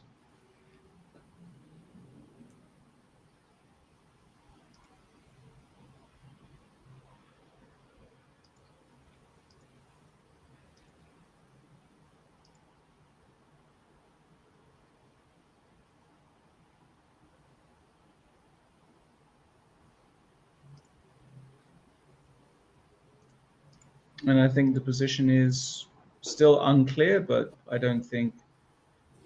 I really don't think that this is worse for black. Same as the Port Vinicius position. I've been very bullish on black's chances here since the beginning, really. And nothing has really changed. So Rook d8, still think black is doing supremely well. Supremely well. Okay, has there been any advance anywhere? Well, Motilov has decided to go for the exchange. This is exactly the position we've already had. That's going to be a slow grind. No moves in Robson Kamer. Navarra has managed to double on the C file here. Looks pretty decent. Again, similar position to what we've been looking at. No major moves. And in Shankland, Hari Krishna, again, no major issues here for Harry. There's been no moves in Gelfand win either after a5. Wang Hao has put his queen back on f6. This queen managed to come out to g3. But again, I foresee absolutely zero problems here for... I see zero problems here for black. Just zero. 95 on the board for Gladura. And bishop d6. These guys playing quite quickly, actually, but I see... Actually, Gladura is a pawn down now. But after knight c5, the problem you've got as white is that black is so well coordinated and this rook is extremely stupid on h4. And now black is going to go rook c8, rook d8, or rook b8. And actually, it looks good for black. I think black's got full compensation for the pawn here. I do expect a draw in that one, actually. I do expect a draw.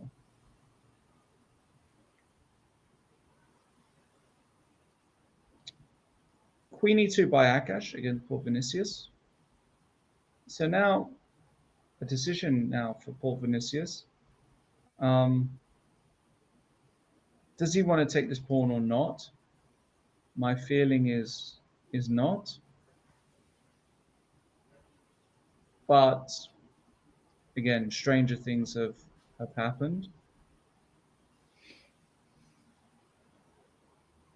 So we'll see. But it wouldn't surprise me. Wouldn't surprise me at all. All right. Game's still very much in progress here. No results just yet. Lots of chess still to be played. We're going to take our second break of the day. But we'll be back in just a few minutes. Once again, with more action. And don't go anywhere. We'll see you very soon.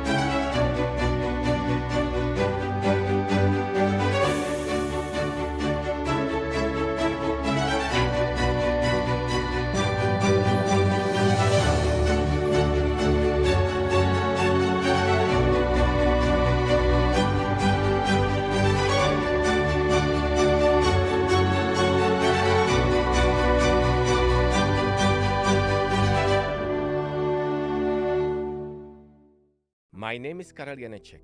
I am a mathematician and social innovator. For more than 12 years, I have been investing my energy to help society in various areas such as education, the science, art, sports, the fight against corruption, increasing public participation, as well as improving democratic processes.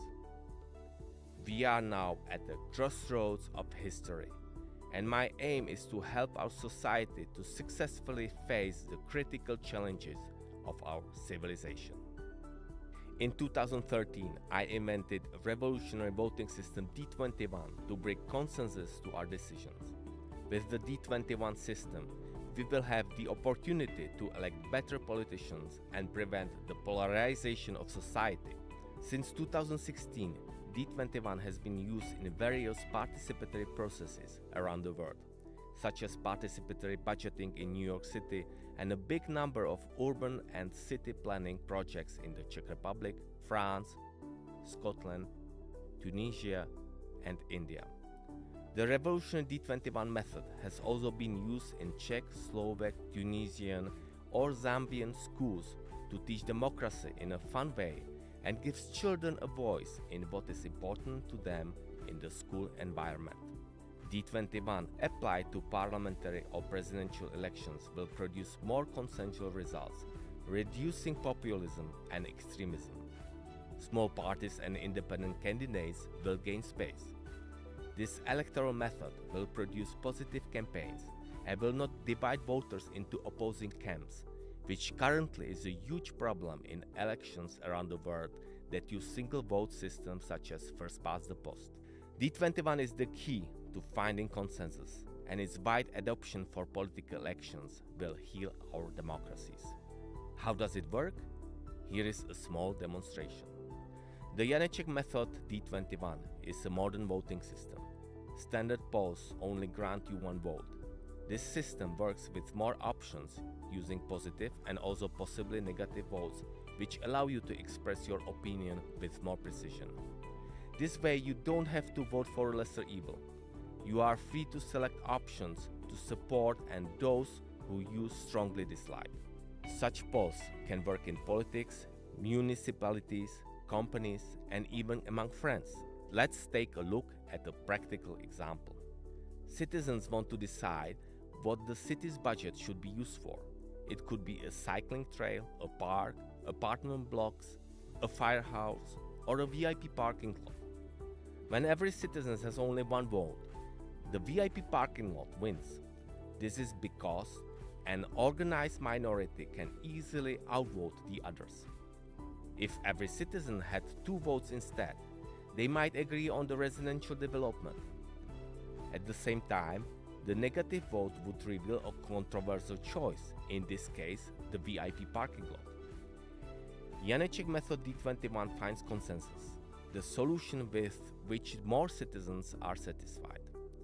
Try out this modern voting system and upgrade the way you vote at www.participate21.cz. You can right now, voting each day for the best chess games at the Prague Chess Festival. Simply go to www.praguechessfestival.cz/voting. Karel Janeček, proud partner of Prague Chess Festival. My name is Karel Janeček, and I am a mathematician and a social innovator. When I was a kid, I played chess competitively and loved strategic card games. I may have been a mathematician since birth, at least as far as I can remember. For more than 12 years, I have been investing my energy to help society in various areas such as education, the science, art, sports, the fight against corruption, increasing public participation, as well as improving democratic processes.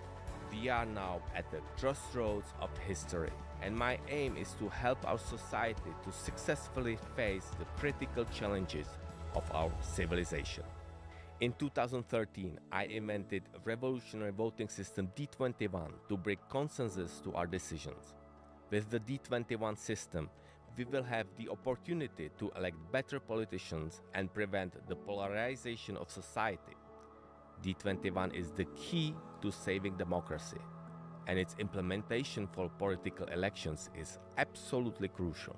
Another innovative product we developed together with scientists from the Science 21 Foundation is the revolutionary mathematics game Mateso. I believe that Mateso will enable children from all over the world to learn mathematics in a fun way and help them develop critical thinking, a crucial skill in today's turbulent times of omnipresent information and misinformation.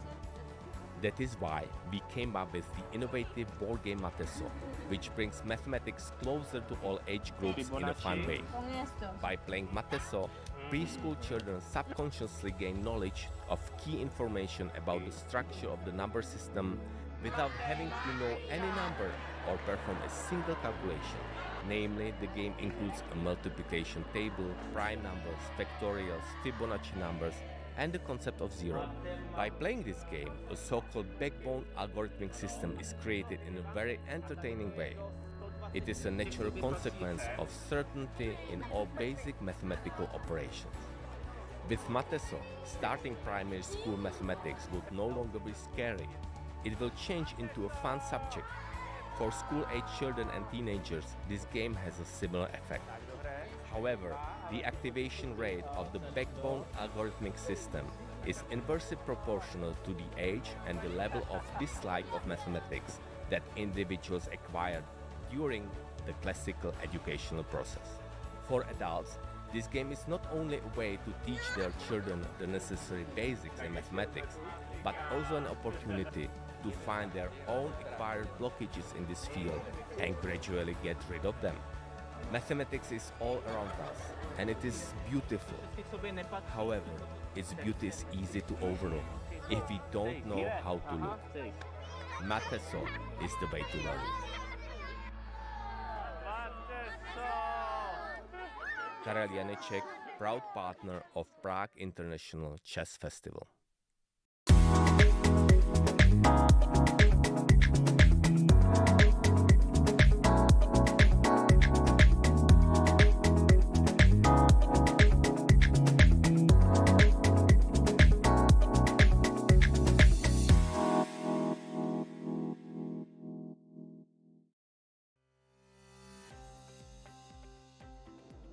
Okay, I feel that Paris was, he was tired.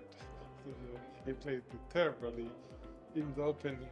It was a decent position for both sides, and suddenly this, I think, e5, started with e5 and it was a mistake, and of course d4 was another big mistake. After d4, I thought that, white was already, had a very big advantage.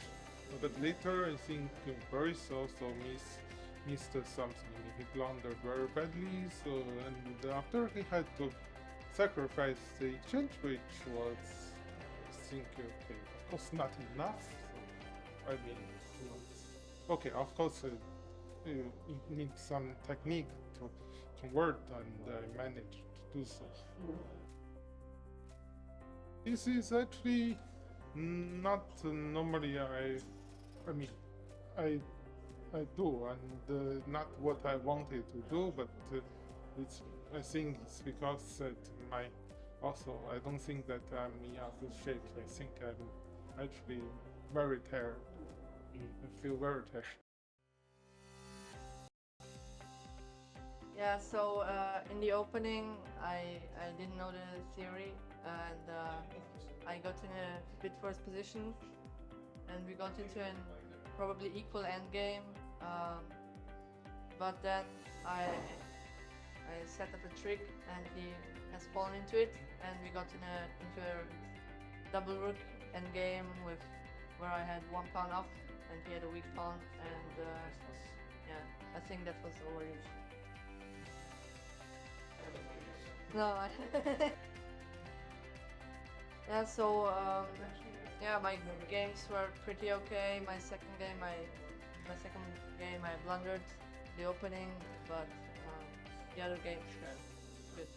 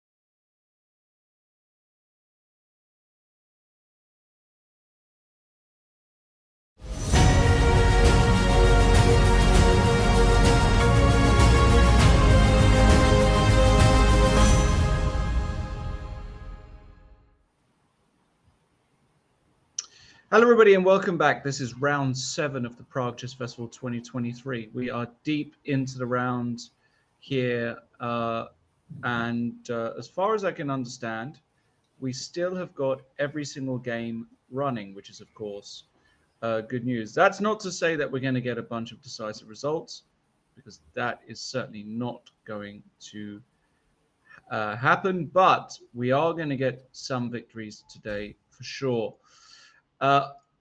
In the Masters, Shanklin against Harry Krishna, as dead as a dodo in this ending. I think that's going to be a draw. I also think that the game between Nguyen and Gelfand is very, very likely to be a draw.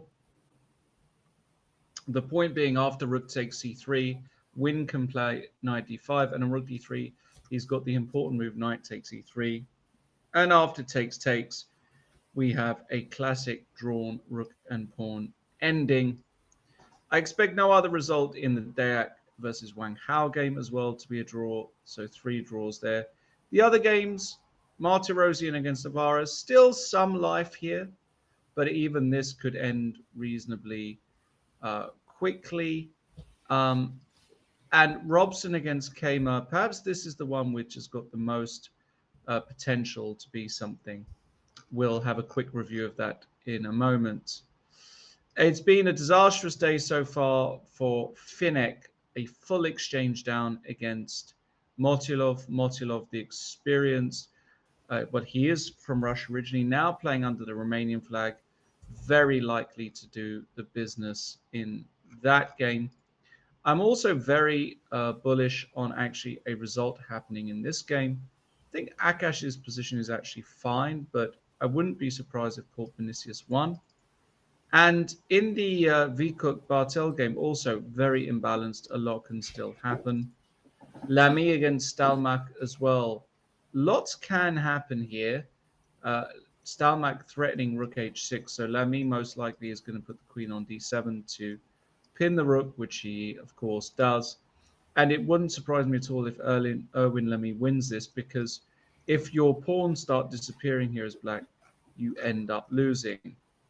In many ways, game of the day, Peshak against Glidora has got the position we had expected with the move knight to c5 on the board. The reason this is the case, of course, is because we have got a precedent in high-level tournament play, the move h4 played by Peshak, an opening experiment, which has not gone terribly bad.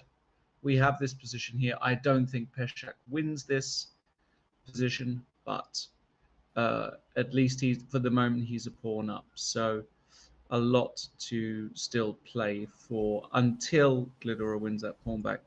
I'm with Natasha Bimmersberg. Natasha, where do you want to go right now? Where's the position that is most exciting for you here?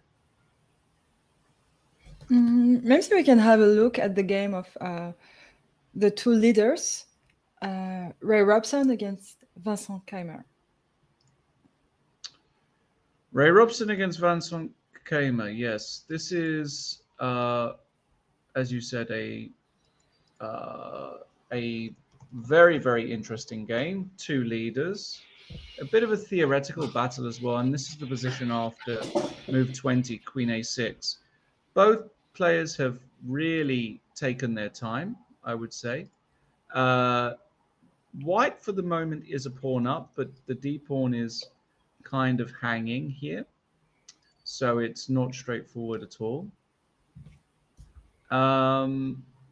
The white queen is also in a bit of danger, but it's a very difficult position to actually calculate. It's very, very concrete, so you just have to calculate it. Keimer with 20 minutes and change, Ray Robson with a bit more time. So Keimer has actually spent about 40 minutes since the move e4. Spent a long time, a long, long time. Okay, so it's black to move here. What do you look at? You look at, sorry, rook takes d4, queen takes b5. So you have to move this knight. If knight c7, I think the queen comes to b7. So knight takes d4 looks like the obvious move. E takes d5. Now the rook is on pre. So you take back. And after bishop takes d5, I guess this is the position that Keima is thinking about and trying to find a refutation. Rook c5, hitting the bishop looks logical, gaining time. And yeah, it's not straightforward. Like rook c5. If the bishop comes to g2, You have still, knight c2 now. do you though? No, you don't go. Maybe you do. I was thinking like even this position, right? Is this even so bad for white? I'm not saying that this is correct, but is this even so bad? No, I think white has good compensations with the two bishop, 1 point for the exchange, Mm-hmm. and the bishop, the g2 bishop is a monster, I would say, and controlling the diagonal h1, a8, and I think that white would just push the pawn and bring the e2 pawn to queen. This would be white idea. But maybe you don't need to go, because of course black will play, so it won't be an easy task for white. Well, we've got this on the board after e takes d5, so we do have this position. I am curious to see what will happen here, though. I am curious.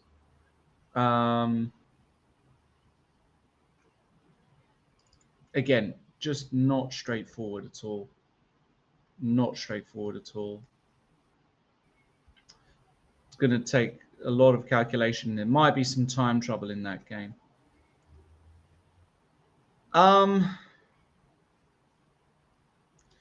Boris Gelfand decided to move the knight back to e2, which is very logical. He wants to capture this pawn in a better way.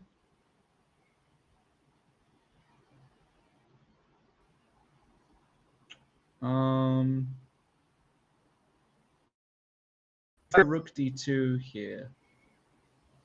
Knight takes c3 and go like rook d3, allowing e4. No, this is stupid, of course. No, none of this makes sense. Okay.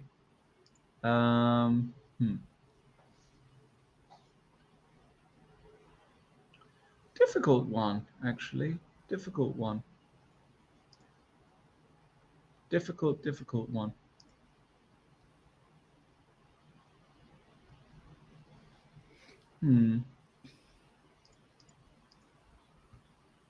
What is the most accurate play here for black after knight e2?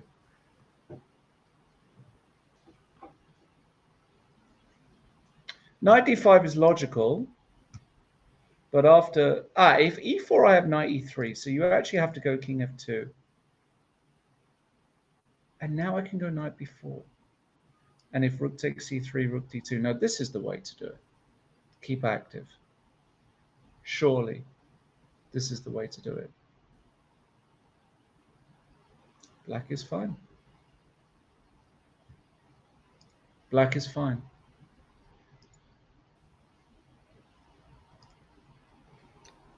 Yes. Black is fine.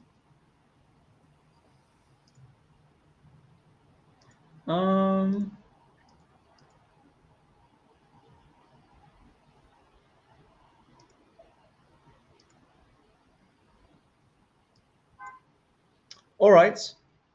Let's see. We've got more exciting positions to look at, I would say. Just to confirm, Hari Krishna against Shankland. Is Sam Shankland actually making progress here? Because, for example, can you do something like takes f5 check with the idea king g5 h4 check? This is a little trick, Natasha, for the fans. And if you have to go here, suddenly b5. Ah, no, there's rook a3, rook b3. But if I go rook b1 here first, no, this is very bad for Harry. Has Sam Shankland magically found a way here to put on maximum pressure?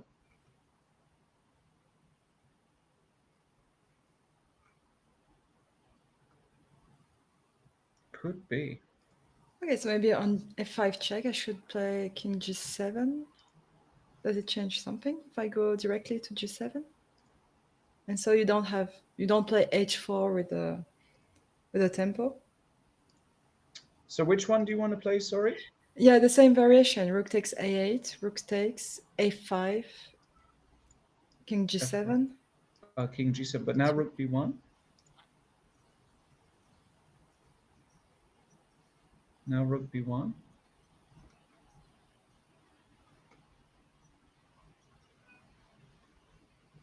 How do you plan to stop b5 in this pawn?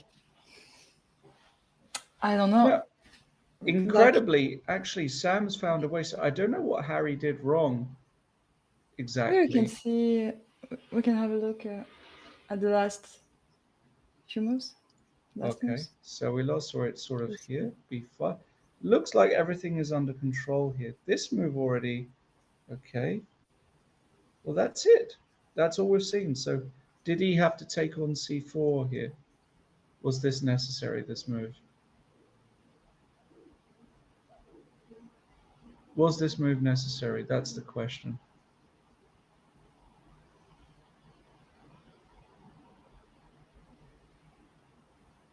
I don't understand why that move is necessary.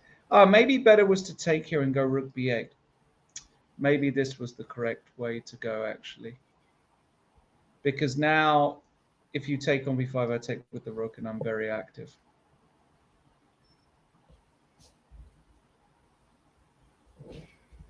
And everybody's happy.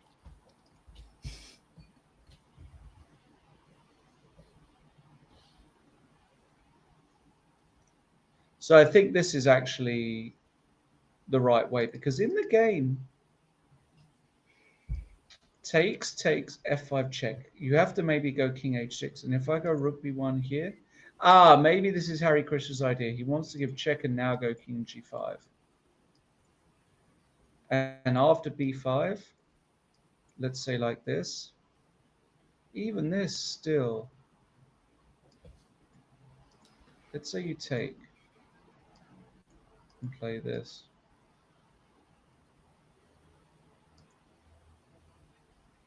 You probably lose this position as black. But just a question, after b5, do I have to take on b5? Oh, you don't want to take. Can I play something else? King in.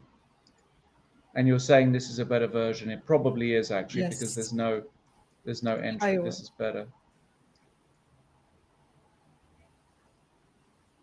This is better, yeah. Yeah, I think this is what Harry Krishna has to do. I think this is what he's calculating here, actually.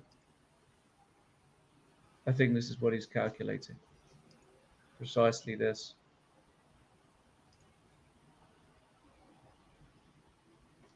And okay, rook takes. Yeah, rook takes played. Rook takes. And I believe there's also the idea of rook c3 here, Natasha, by the way. But you don't have your idea anymore to play f5, king g5, and then h4. It's no, but I'm stopping rook a3 check. So my idea now as white is just to go rook b3 and b5. Which also makes a lot of sense, to be honest.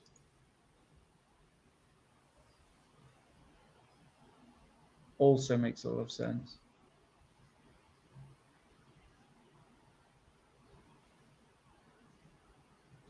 Difficult one. Difficult one.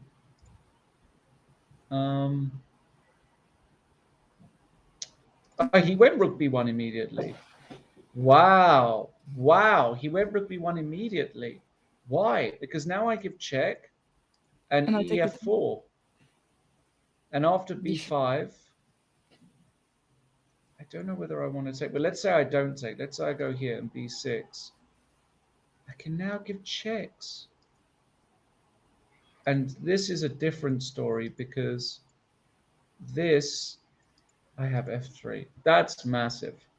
And the king comes in and you don't have enough here. It's still probably a draw, but you don't have enough. Wow. This is such a surprise to me that he played this move so quickly, allowing check and takes. And I think Harry's going to see that, actually. I think Harry's going to see that. Very unusual. Okay, we'll keep an eye on that. Ray Robson, in the meantime, has to face the move b5, which has come now from Vincent Kamer. b5, literally trying to trap the queen. No, but you can't trap the queen because I always have now the e5 square controlling by my b. So The a5 square. a5 square, yes. So you Yeah. can't trap my queen. But if I play d6, I maybe a pawn up.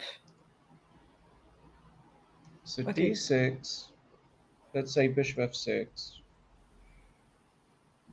And you want to go here. Yeah. And bring your knight out. Yes. b5 is a very, very interesting decision. Very, very interesting decision.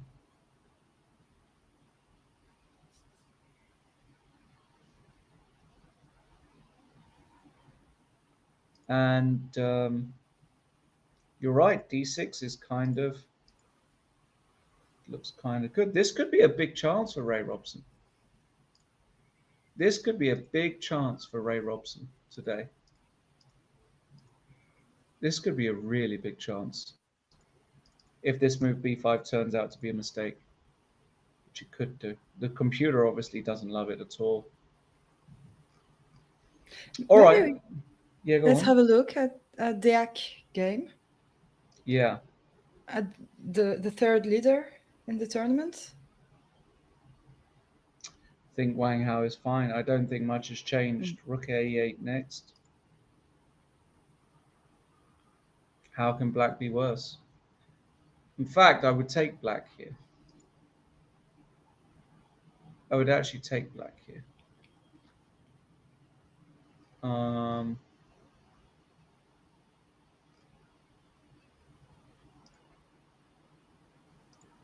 It looks just fine. Yes, it looks fine for black. Yeah, it looks fine for black.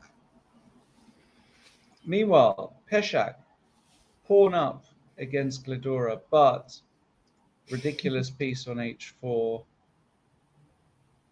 e5 is a threat, threatening rook takes b3. And difficult to stop. Also, this idea comes. I think black has got more than adequate compensation here, actually, for the pawn. Looks very, very good, actually, this position, I would say, for black. In fact, I think I would take black because there's such a poor communication of the rooks here. Just awful communication. There's been no change in the Motilov-Finek game. Motilov's advantage long term, and I don't see, again, Finek with 6 minutes being able to defend this position against an experienced grandmaster at this age. I think it's just not reasonable to have that expectation.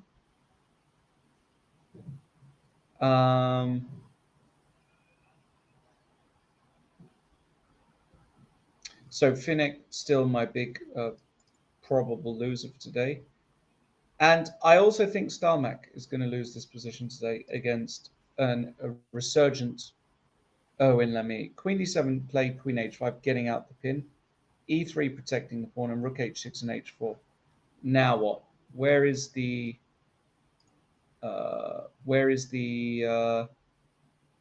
next attack. idea? Yeah, where is Maybe the you can next idea? play rook g6, threatening queen takes h4. Rook And g6? rook g6, yes. Yeah.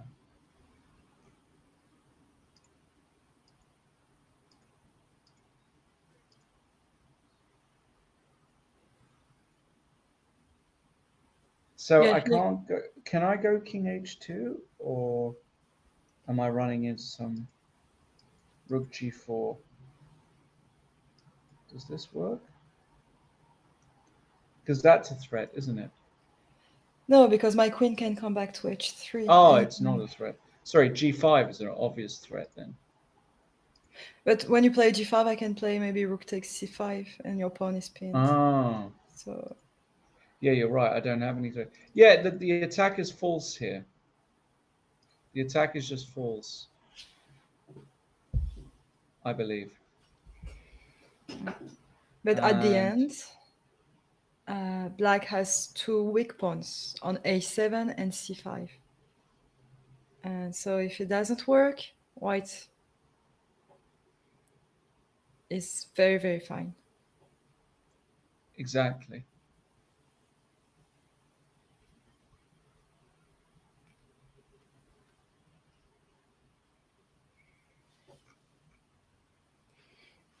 Um,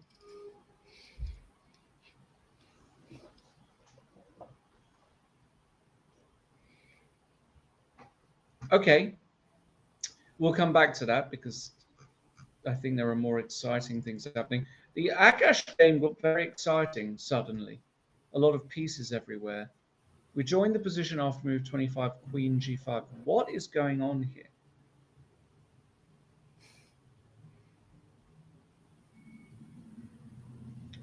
Not easy at all to understand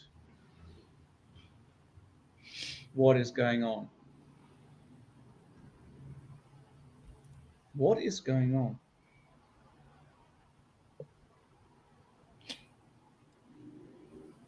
Somehow white has got a protected pass c pawn now. I don't know about that. Actually, Yeah, I'm it's- starting to think I would take white here, you know? Seriously. I think I might prefer white in this position. I was thinking I prefer black. You prefer black? Yes. It's possible. I mean, I don't have a clear idea on on who is better here. I really don't. I don't have a clear idea. Um,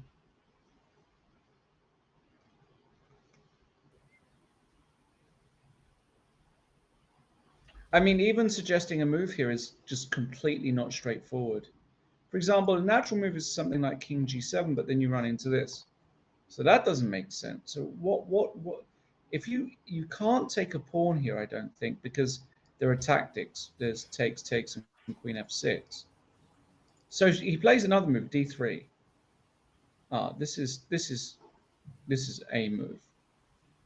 This has to be a move, of course.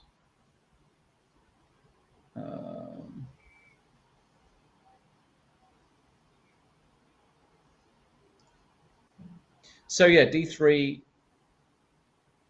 Now over to white. Now the position is just way too complex. I have no idea. What I just don't know. Let's let them play that one. I can't even work this out. King g2 in the Vikuk game against Bartel. Vikuk has got the knight to e5. King g2 protecting the g3 pawn. Also knight f4 check, king f3 happens. So I think this position as well is it's also unclear. But I think I would take white here. I think. What do you think?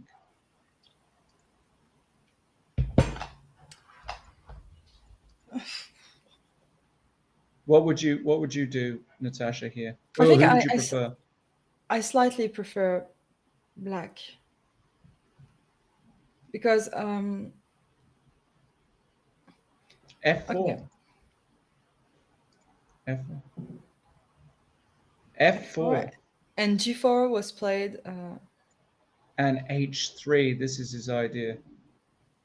Okay, Clever. this is the game. This is a And game. if you take,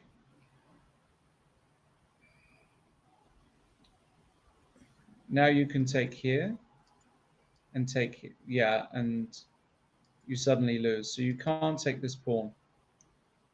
So does he put the king on F3?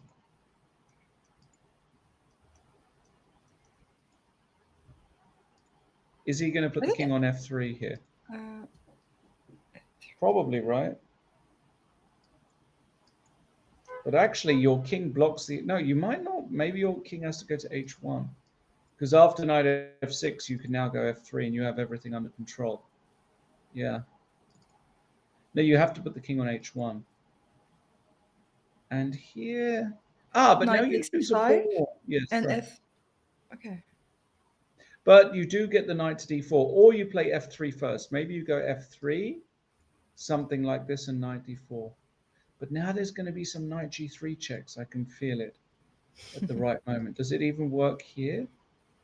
Something like this looks very scary to my eyes. Something like this looks very scary. Ooh, I don't know. Damn, I've lost a position like this recently. That's why I've got trauma from this kind of position. I have real trauma.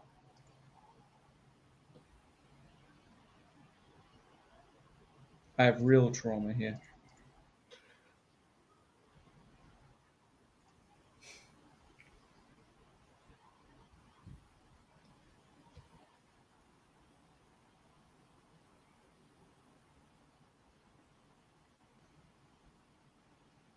Okay, but even you don't have to sacrifice the piece. I mean, after, as you said, after king takes h, yes, and rook takes, I'm a pawn up with black. But I am threatening something like rook. I mean, what do you want to do if you don't sacrifice the piece? What do you want to go I can king go d8 for here? your e5 pawn and try to improve my position. Uh, Maybe king d8 first, and then try to go for your pawn on e5. comment? Comment? Comment tu t'appelles? Uh, how do you want to get my pawn on e5? Okay, You want to maybe go it won't king be d8, king king d8 d8, first. bishop b5. You Okay, can't take knight knight g7. g7. Yes. Wow. I want to take and go here and then here, but maybe you're You right. sure you have time? No, or here. You have rook c8. Maybe I just don't have time. I think Bartel's going to really push for a win. Interesting position. Very interesting. Akash played queen f6, so king g8 is expected, and we'll see. Stalmack going for rook g6, but as we've been saying, I just don't quite believe in it. And Gladura keeping up the pressure with black with this silly looking rook. I think that's okay. Let's revisit the Masters section. Whoa, whoa, whoa, whoa, whoa, whoa. We had rook a3 check, king g2, and he didn't take. How interesting. He didn't take. Played h5.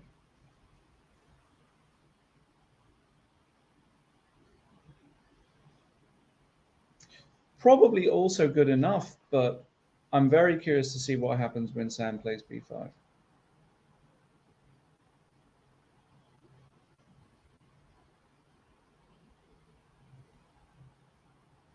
Very curious to see what happens.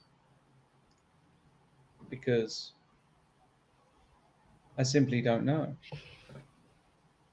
who's win. I don't know whether this is winning or not for white. I've got an idea. What if I go f5 and then take your pawn like this? King takes King h5 takes. and b5.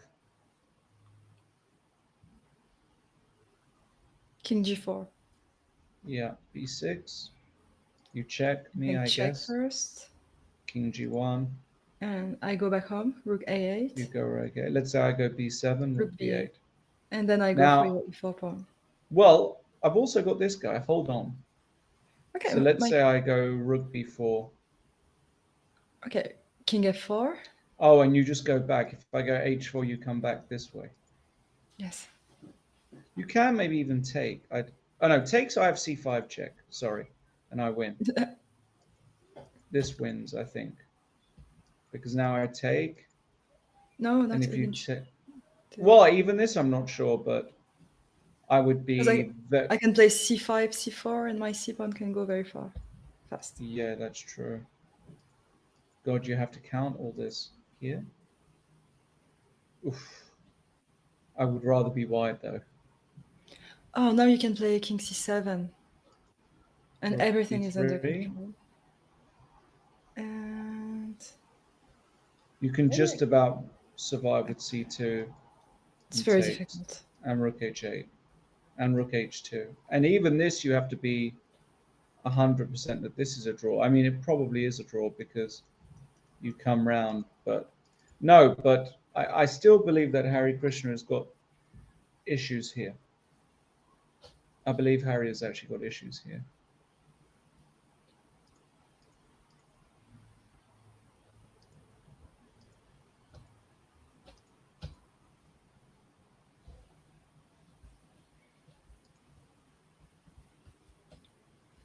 I think Harry's got issues here.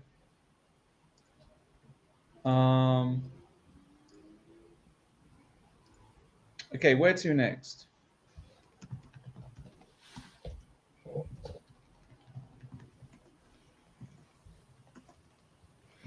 Okay, Where next to game. next? Marta Rosie and Navarro. Let's go here. So there has been some kind of liquidation in the center here, or at least we can see that actually Martirosian has given up a whole pawn, and he's trying something, but it is a pawn. And after knight e7, where is the compensation? Rook d2, I guess, is his idea, and the queen hasn't got a good square. Queen c6. Queen c6, but now I can. Oh yeah, you're right. Knight Queen... takes. Yeah, queen takes, knight takes, rook d7, and Rook then you go b1. rook b1. Yeah, no, No. no. Martirosian maybe losing a little bit of the control in the position, unfortunately for him. Maybe losing a little bit of control.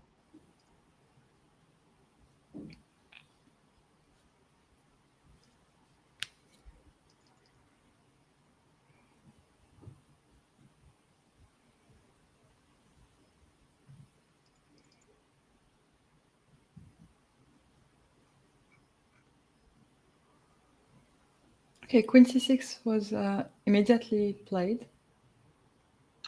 Okay, queen c6 played immediately. Also, very natural, right? Mm. Very, very natural that this move exists.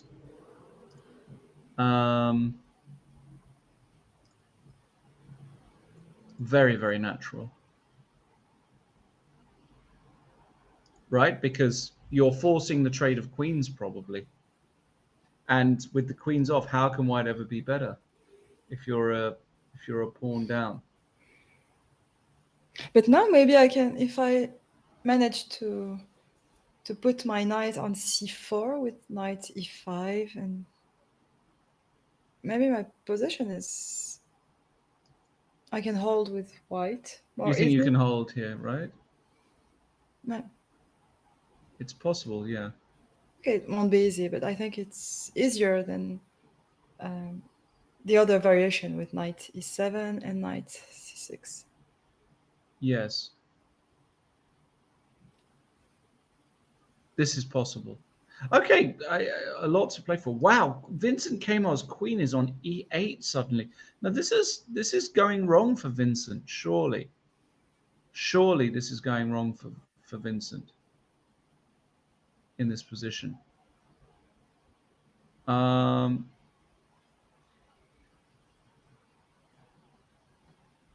queen on e8, the pawn on d5 can push. You can bring the knight out. What has he done? It looks dubious. It looks dubious. It looks very dubious.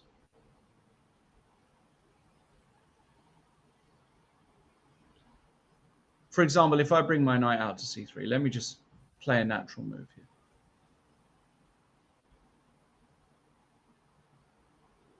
What are you supposed to do here as black? A move like knight c5, I just go queen a7. Black's pieces are not secure. There's bishop f1 ideas, there's b3 ideas. I just don't quite see it. Yeah, there's something artificial with black position, with the rook on c4, the knight on d4. It's you Yeah. feel with white that there's a problem, that something is Yes. not right. Yes. You feel it. Yes. You feel like the coordination is not quite there, right? Yes.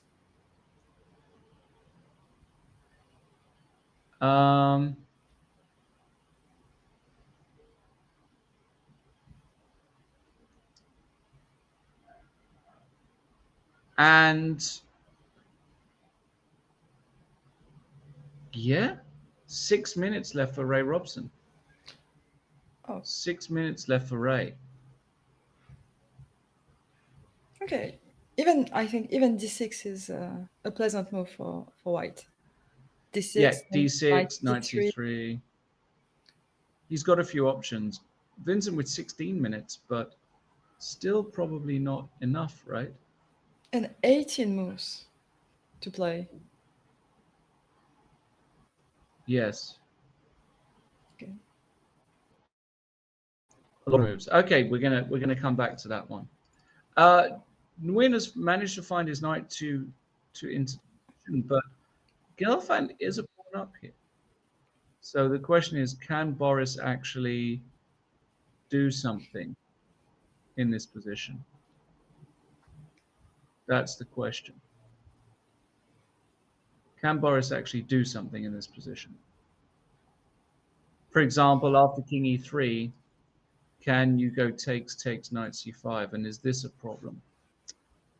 Sorry, this move here, rook d3 is coming, and you're attacking this pawn. Is that just an immediate draw? And the answer is possibly, right? Yes, possibly.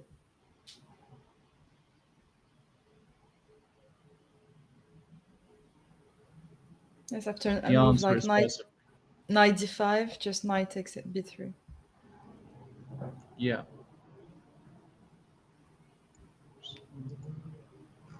So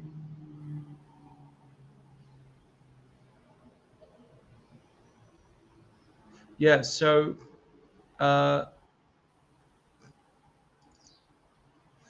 it may still be a draw. It may still be a draw, this position, actually. It may still be a draw somehow. I think in any case, okay, where will you put your king if you? Yeah, d3, if you put it on g3, then I can rook just take the same, and you play knight and c5. do the same thing.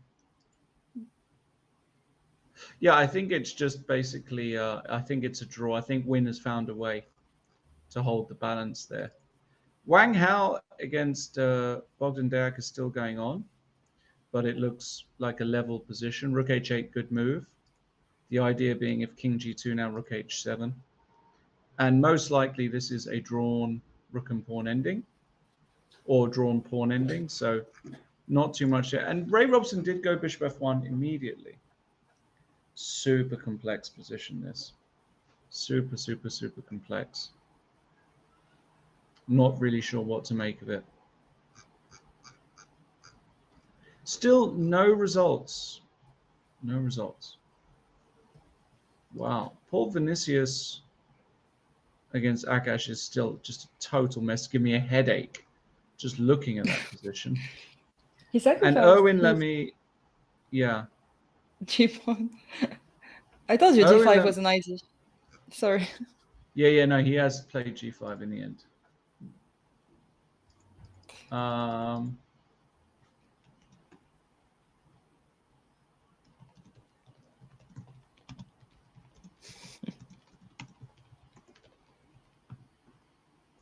Yeah, and in this position with Erwin Lamy after Queen F4, I think you have to take queens.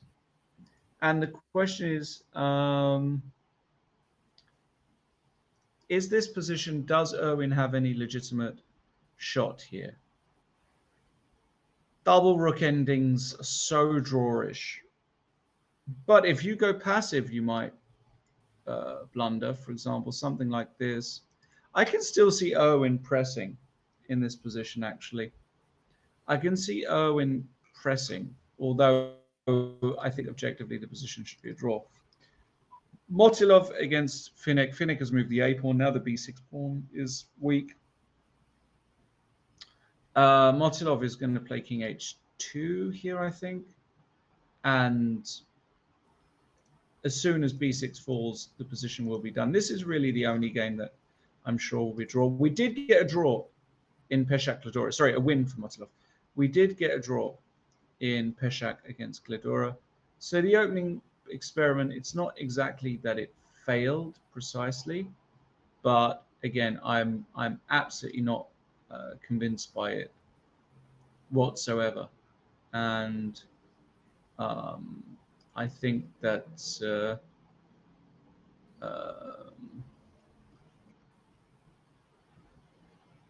well,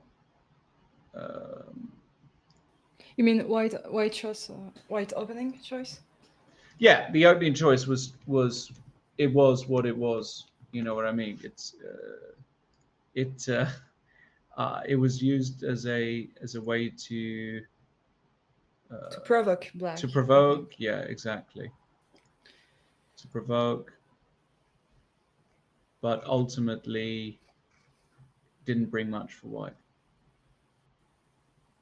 Maybe Peshak wants to change the name of the opening. Maybe it was the purpose of this move. He wanted to become the Peshak opening. Yeah, maybe. maybe he wants his own opening. It's possible. We have exactly the position we were looking at in the Vcook game, Natasha, with the knight on d4. So this is interesting. This was the most logical. And now we'll see if your move King d8 stopping rook c7 comes. I think it's a very good move, King d8. Akash Paul Vinicius is getting more and more hectic. The bar is indicating that actually Paul Vinicius is in trouble now after c6. It wouldn't surprise me because white has got quite a stable construction here.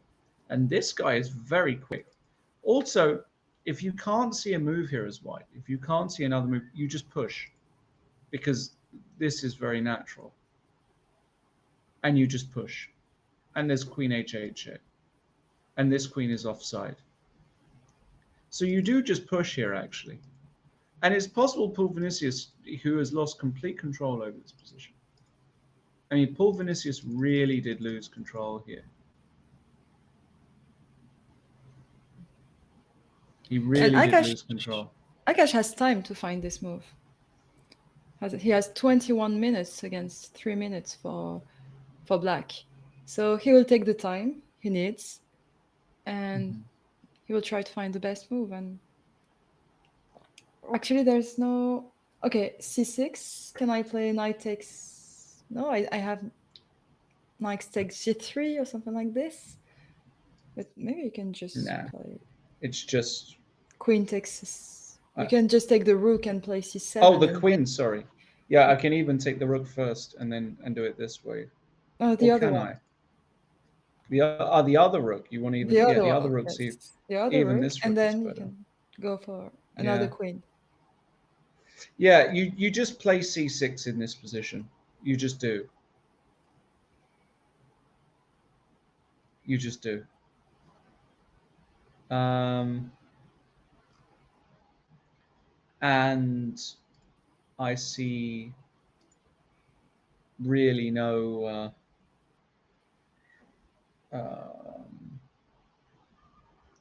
it's not a position that humans play well, especially Yes. in time trouble. Poor Vinicius got 2 minutes 55 seconds.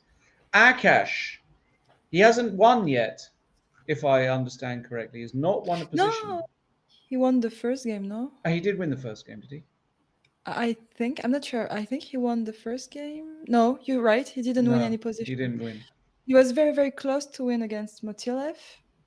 Yes. That was the turning point for him in this tournament. That was the turning point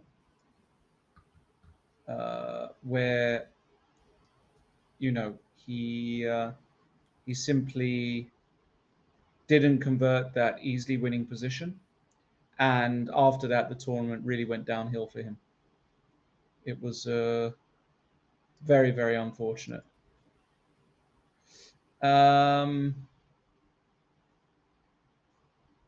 And so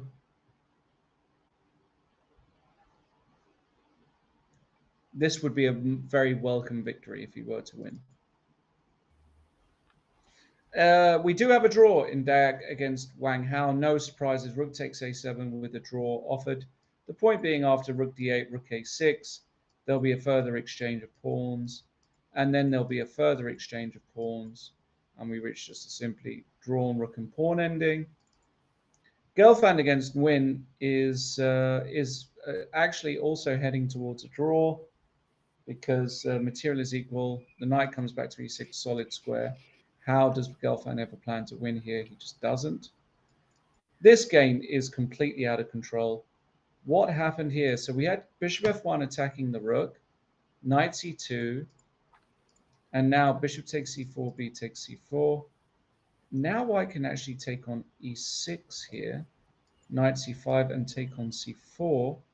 And if knight takes a1, a move like knight c3, and you're going to take back. And if knight c2, I guess knight d5 is strong. Yeah, this is very seeable. And all of a sudden, the moment you win back the material here as white, you're just material up. I do believe Vincent Kmar is going to lose today. I think this position is just too bad and too easy to play. Also, Ray is a phenomenal calculator. I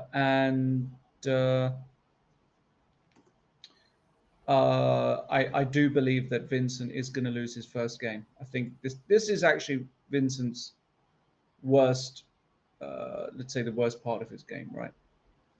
He's a fantastic player, but in the real muddy waters, I think he still has a long way to go.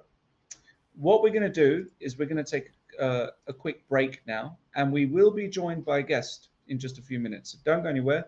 We'll be back with a special guest.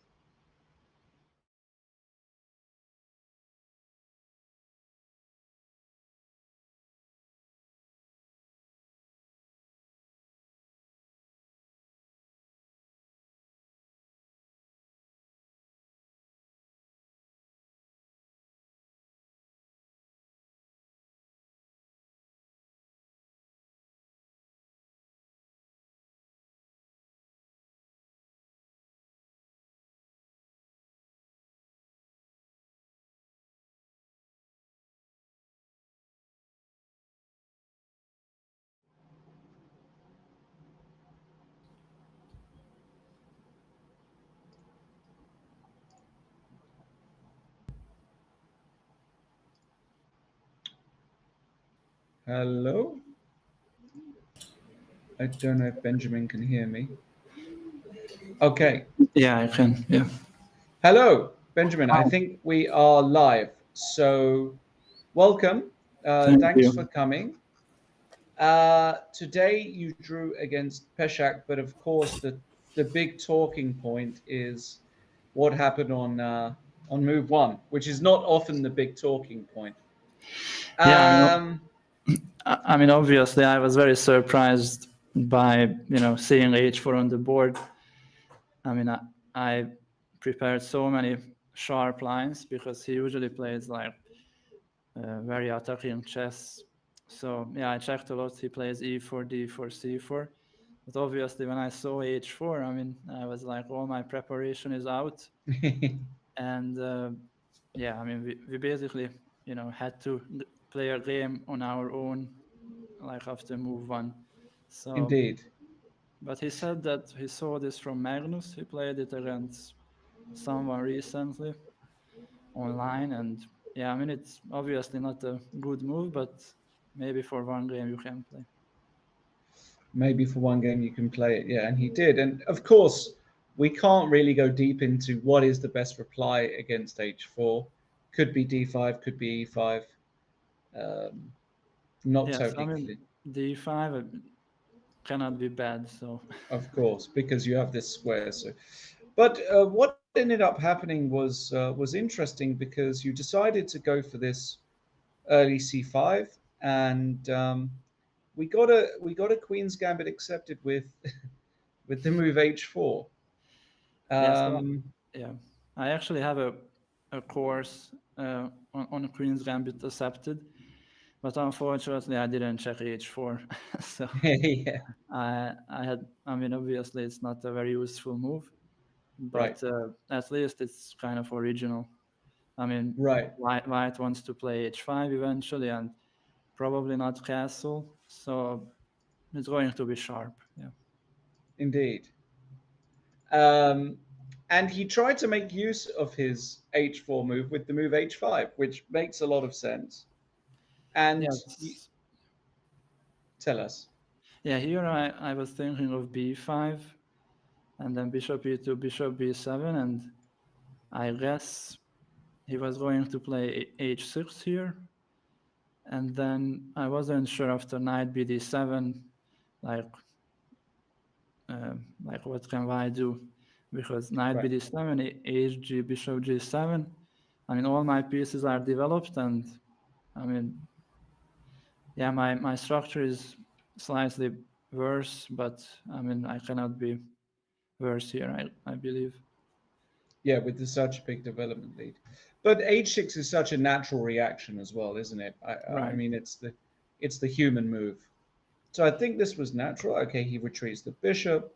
We have some normal developing moves. Then he takes on c5 and plays knight c4. Um, yeah, Yeah, this move knight c4 maybe yeah, wasn't the best move. perhaps wasn't the best, yes. I was thinking b5, and then queen d8, rook d8, knight a5. I didn't want that to happen because, I mean, the knight on a5 is slightly annoying. So, but I mean, black should be fine. I don't know what Yeah, I don't know what the NG move is here, but it says bishop d5 is very strong. should be fine. I was But thinking about that. Yes. and black is slightly better, but only slightly better. Nothing too serious. Yes. Because in the game, actually, he managed to get a little bit of pressure after bishop d4, b5 takes. And bishop d4 was a very nice move. I actually Yes. overlooked that move because it looks like you can play b5, but knight b6, rook b8, and bishop e5 traps the rook.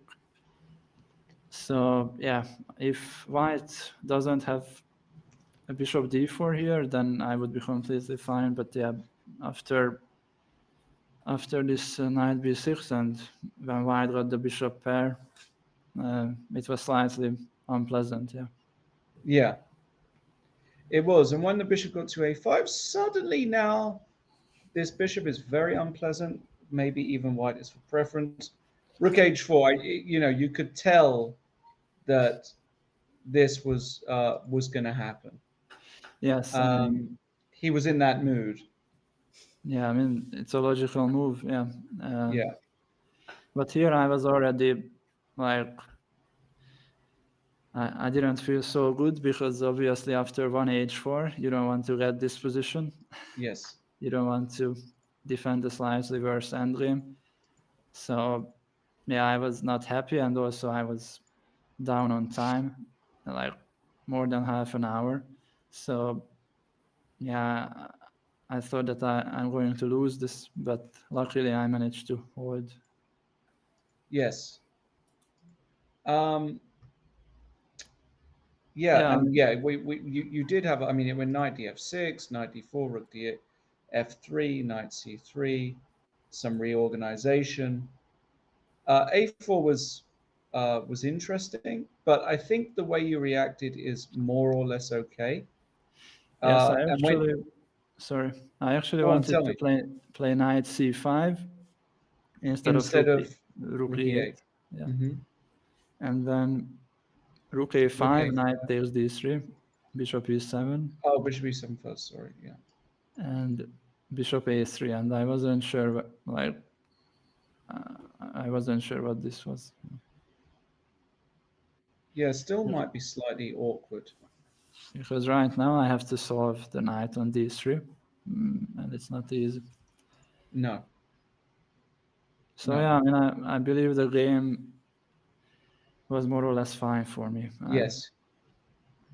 Yeah, and when he took the pawn, I think the way you played it with knight c5 here is perfectly fine, and you have more than enough compensation. Yes, And yeah, he's rook on perhaps h4 now.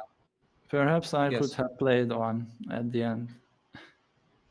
Yeah, I was thinking that you might play on, but you went for the repetition. Because I I can think play like king d2, rook c7 is a move that I could play, and now king d3, then knight c8, and I'm winning the knight. So white cannot do that, and otherwise I wasn't sure what the move is. Yeah. so. Why didn't you play on? That's a question. Why did you go for the draw? I mean, first of all, I would have felt very bad if he had to defend this because he was like dominating the whole game. And second, I mean, I was already very happy with the draw. Okay. And I believe that there is a way to make a draw here with white. He just has to spend some time. Right. I'm sure there is a way as well. The bar is given it as equal, so I think Yeah. a draw is a fair result. Obviously, an opening experiment there by Peshak that he almost certainly will not repeat. Um, Yeah. but I think what you did is more or less fine. And in general, let's talk about the tournament because you've had a great tournament so far. Very, very good tournament. +3, some good wins. You've beaten the young Czech guys, Yes. beaten Lamy. It looks as though, however, you will be joined in the lead today by. I know Bartel drew. Excuse me. There was a draw in Oh, Vikuk against they Bartel. drew already. They Wow. drew already. So that means you're not going to be joined by anybody unless. Sorry, Motilov. Yeah. Uh, He's on +1, I believe. Yeah. he's on +1, and he will be on +2 after this game. He's just grinding down the very impressive Finnick, very impressive player. Um, Yeah, I mean, uh, yesterday he won a really nice game. he did. He really did. Yeah. And Erwin Lamy also, I thought he was going to win this position. Maybe it's too optimistic, but I don't know. It's the sort of position you can lose as black. Yeah, I mean, for sure. Yeah. I mean, yeah. Rook takes f2 is coming, and Yeah. I can yeah, definitely see Stalmack losing this position. right. Yes. So tomorrow you're white against Pultinavicius. How do I pronounce Pultinavicius? Yeah, I think so. Yeah. And then in the last round against Motilov. Okay, so two very interesting games to come, but great chances to win this tournament. And if you win the tournament, you get qualification to the Masters next year. Yes, I mean, that would be really nice. I still have 2 more games to play. I mean, obviously, there are some people like behind me, like half a point behind me. So I cannot like, sit back and make draws. I have to play and try to win. So Correct. I will try to do that, and we will see what happens. Yeah. Brilliant. Okay, well, thank you for joining us, Benjamin. Much appreciated, and good Thank luck you. in the rest of your games. Thank you so much. Thank you. Thank you. All right.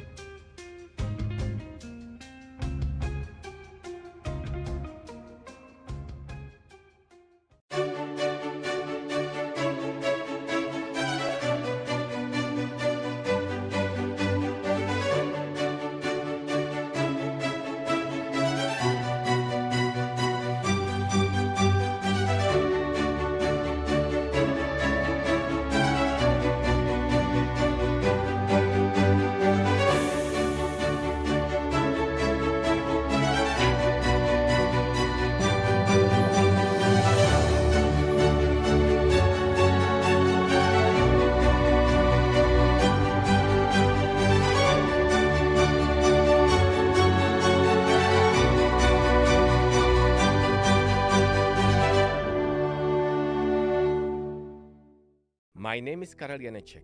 I am a mathematician and social innovator. For more than 12 years, I have been investing my energy to help society in various areas such as education, the science, art, sports, the fight against corruption, increasing public participation, as well as improving democratic processes.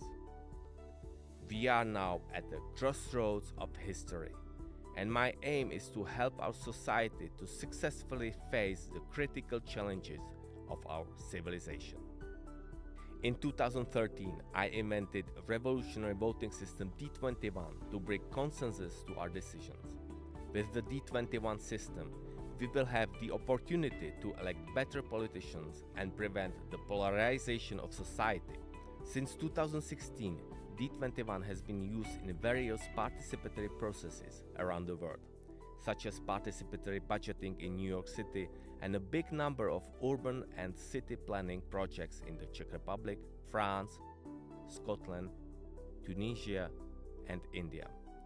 The revolutionary D21 method has also been used in Czech, Slovak, Tunisian, or Zambian schools to teach democracy in a fun way and gives children a voice in what is important to them in the school environment.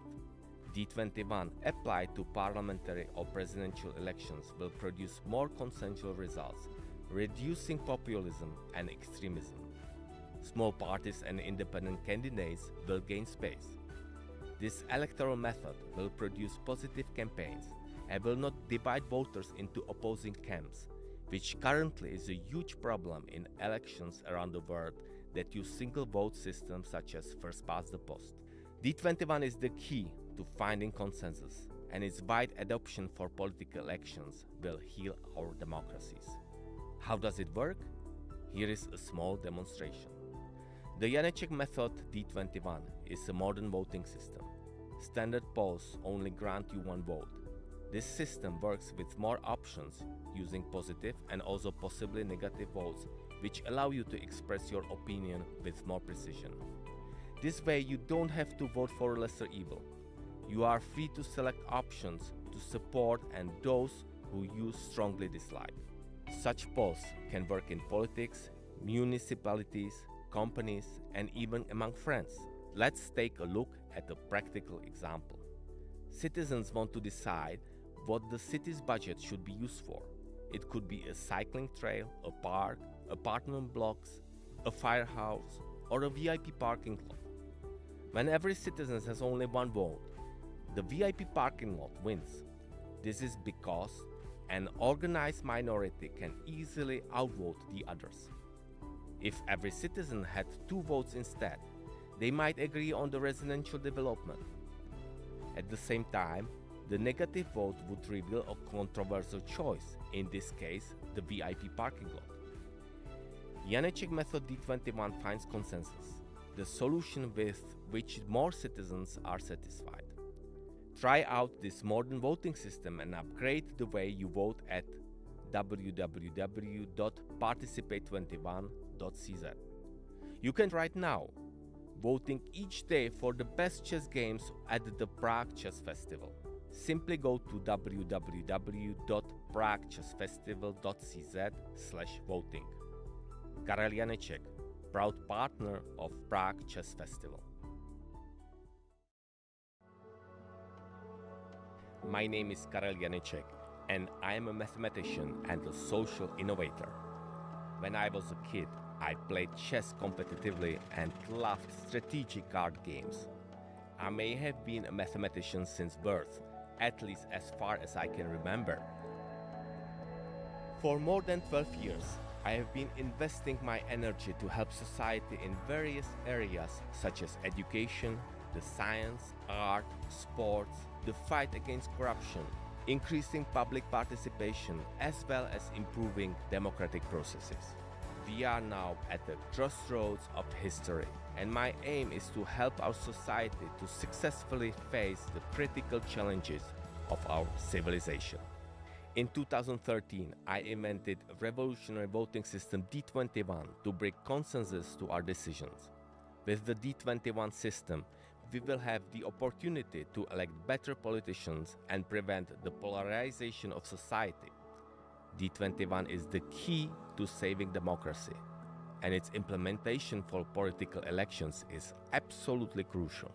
Another innovative product we developed together with scientists from the Science 21 Foundation is the revolutionary mathematics game Mateso.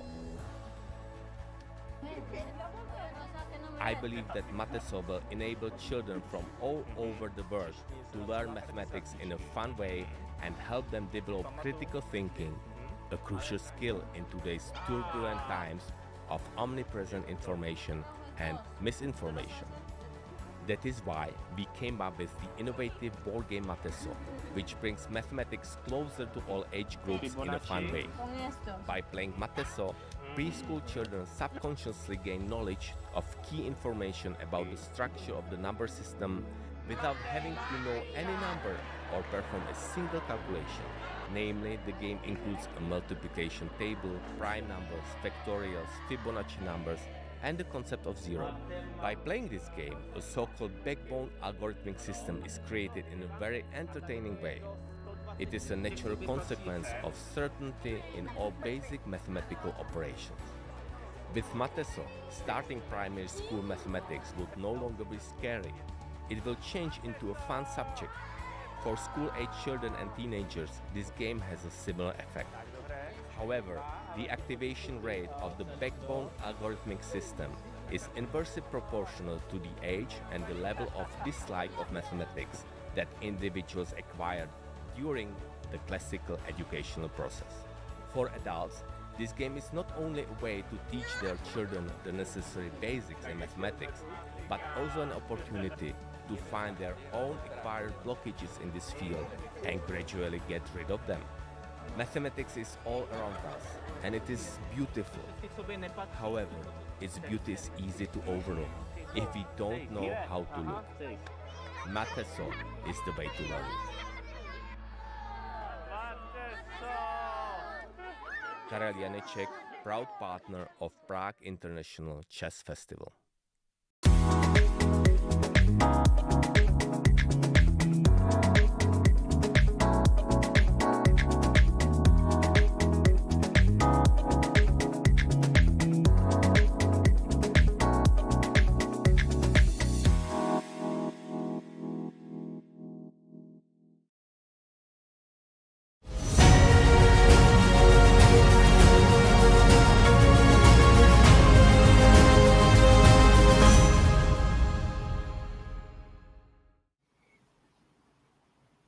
Hello, everybody, and welcome back to round 7 of this year's Prague Chess Festival Masters and Challengers.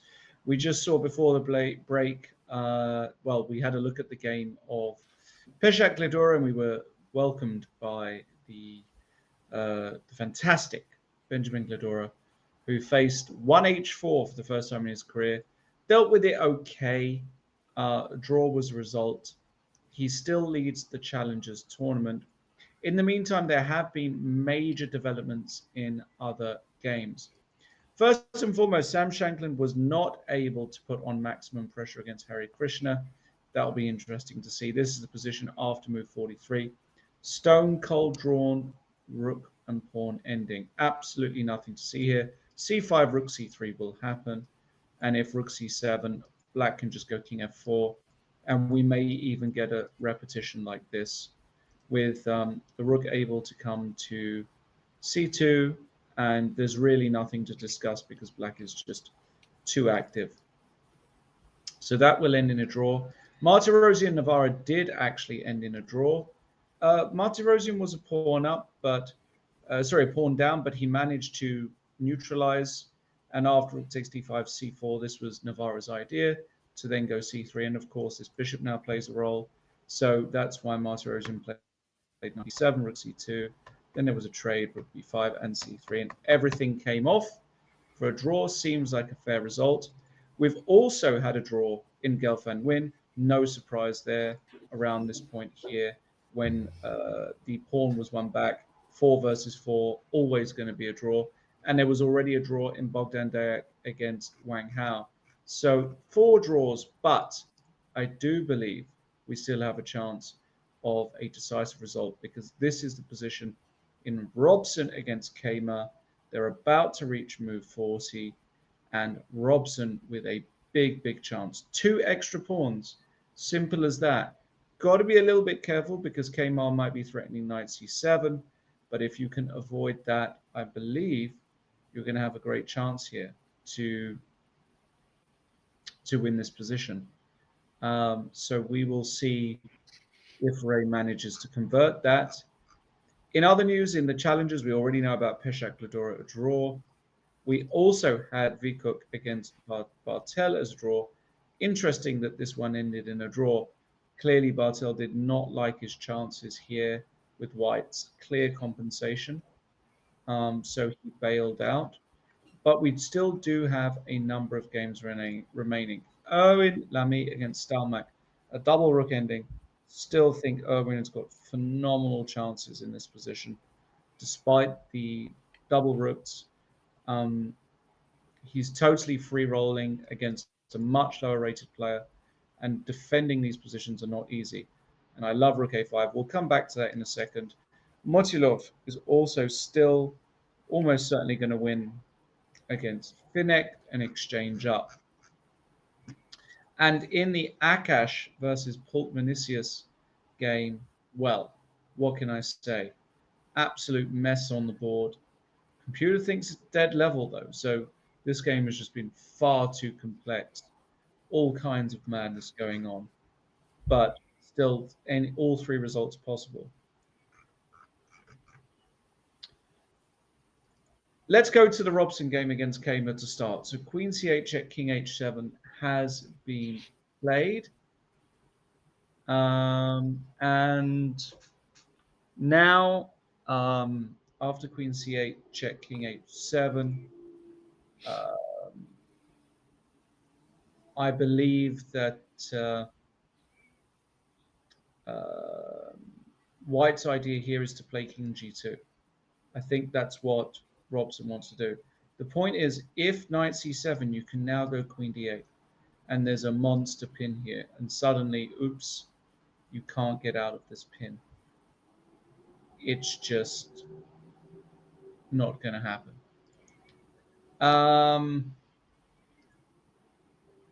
And after King g2, let's see, if I take the pawn on a3, then maybe you can play. Now I can go Queen b7. Queen and push. b7, Knight c5.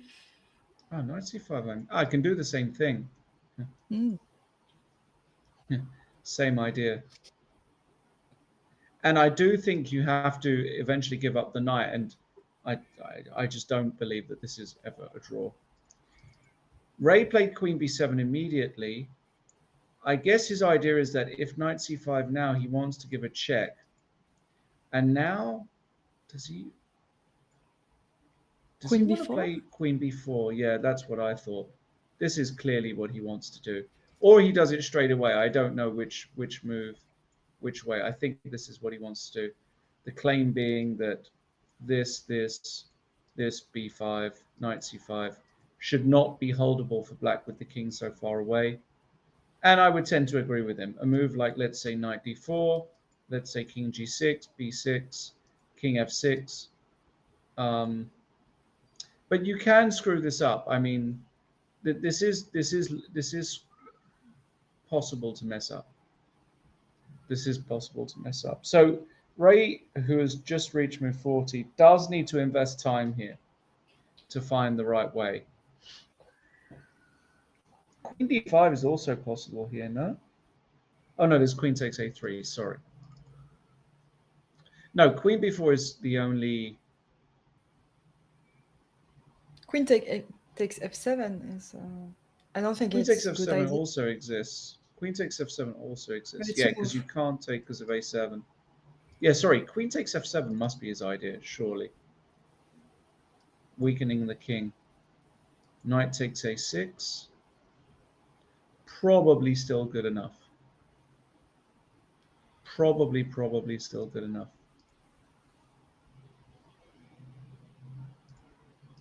But, you know, I think you want to keep your a6 pawn if you can. It's more but dangerous. how do you keep it? No, I mean, if you take, I would prefer to have my a6 pawn than taking on f7. But otherwise, I have to calculate the idea with Queen b4 and try to Yes. and see how Yes. it goes. It will be interesting to see what he decides, actually. It will be. Let's look at the other games in progress. Let's start with this game, Akash against Paul Vinicius. We see the moves after. Well, we last saw it around here, so So it he was played c6. c6, knight e7, queen h8 check, rook g8, back to c3. Crazy game. b4, queen b3, takes, king g7, knight g5 not liked by the machine, a5, rook e4 also not, c7, rook comes behind, and rook f4 also not liked. knight f5 and king h2. Also not like Akash playing moves that the computer absolutely doesn't like. And the now problem is, yeah, the problem is now we start to like black position. I correct. think that's the problem. Correct.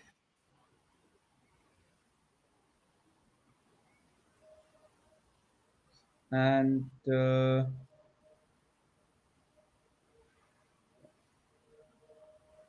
Okay, threat in one. Black just wanted to play knight e2. yeah, knight e2 is a big threat here. And yeah, the position, you can feel like the white pieces are not coordinated. You can feel that Akash has kind of lost the momentum in this position, lost his coordination. Very, very difficult. In fact, knight e2 is threatening almost to win this pawn because you can't keep the rook anywhere. So if I go, let's say, rook here, and I go knight here, and the rook moves, I take this pawn. No, no, no. This could go horribly wrong for Akash here.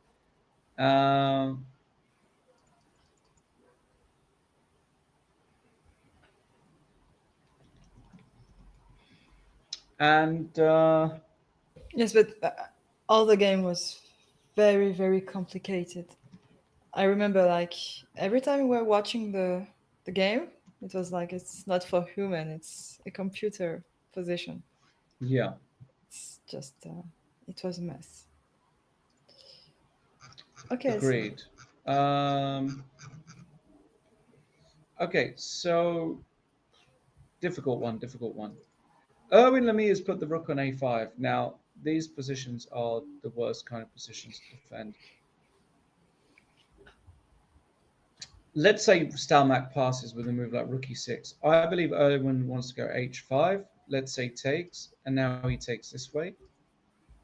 And now you can't go here because of f5. You can't move a rook because of this. And in fact, the position's over. It's already resigns because this is mate. So it's very easy to lose this position as black if you do nothing. Black e6 instead of rook e6. This one? Yes. Okay, h5.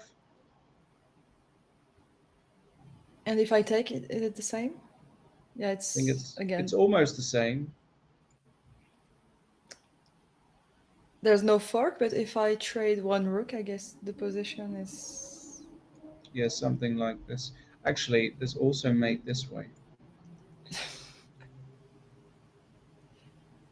Okay. No. There is no way Stalmack makes a draw in this position, basically. No way. Not with short time and not against a very strong player. Okay, no, he has move 40 has been reached. So he has plus It 30 has. minutes. But He will think for a long time here. He will think, but it's just not the sort of position you expect to hold.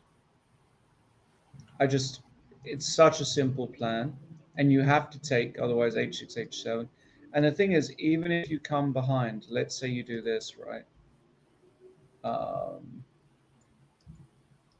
You look at this position and you don't think you can hold it as black. yeah, it's 2 pawns. It's 2 pawns. So I just don't see how. And the point in this position, just white can play a4, a5, rook a8, a6, a7. Yeah. And after you play h5 and push your f pawn, and it's winning. For example, that's one of the things you can do. Yeah, I just think there's no chance. Erwin Lamy then will only be half a point behind if that manages to happen. Ray Robson did take on f7. Very, very natural. Knight takes a6 and came back to protect his pawn with queen b3. I think he believes that with the weak black king, this gives him greater options. Also, now after knight c5, you might consider the same move as before, queen b4. And I do believe that this is just not a holdable position objectively. Knight e5, stopping the king, king g8, and now you can even run your king in. This just cannot be a draw under any circumstances. So that's why Vincent plays king h8. I think Ray will improve. He will improve. He will make all of these useful moves. Great chance for Ray Robson to be the sole leader today if he wins his game. Really, really, really good chance. H4 played, one of the improving moves. Can't be bad.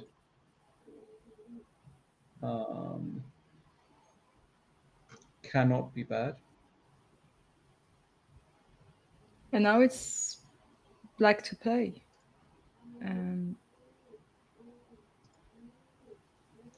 Yes.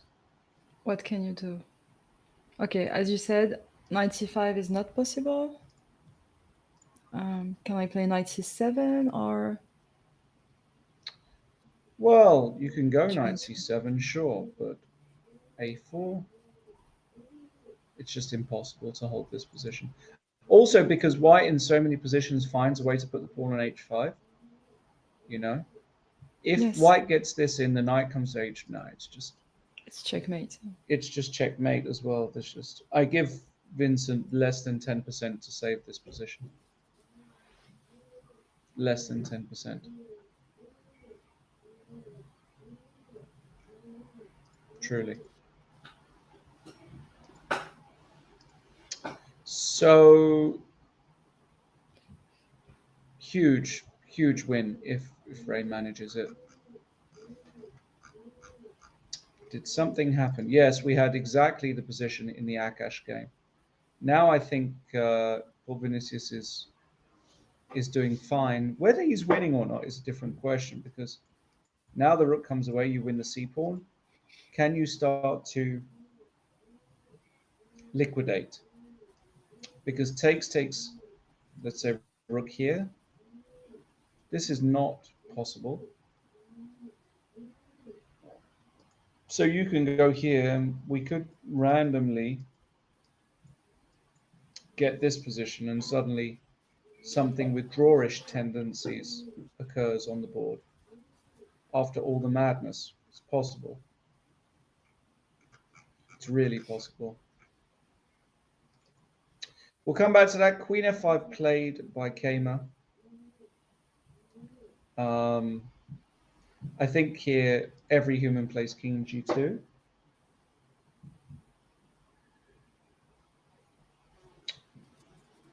Though knight d4 is very tempting. But I think king g2 is the most likely. Knight d4 is interesting because if queen e4, here's a question: should you go queen e6? The answer is probably this is still good enough, because actually you put the pawn on a5 and the queen on b6, and that's it. Yes. You know, unless I've managed to. I think ruin, it would be better first to take control of central square with the queen before pushing the pawn, so you avoid every perpetual check and all this kind of. I agree. I do agree. So let's see.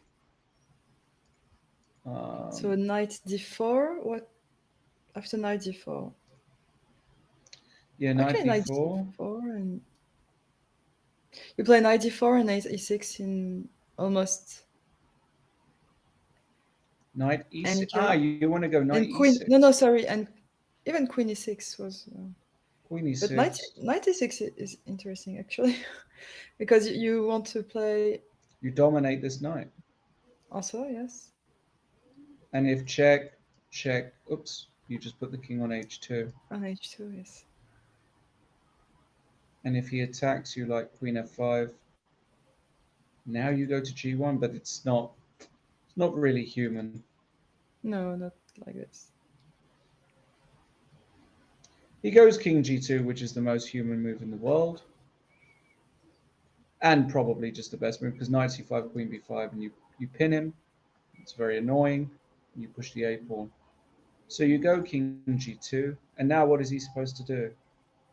Because knight c7, queen b8 check, and you pick up a knight. That's just immediately the end of the game. I think Vincent is actually so upset that he's just not going to play slow. He's not going to try and find the path for maximum resistance here, because I think he believes there is no maximum resistance.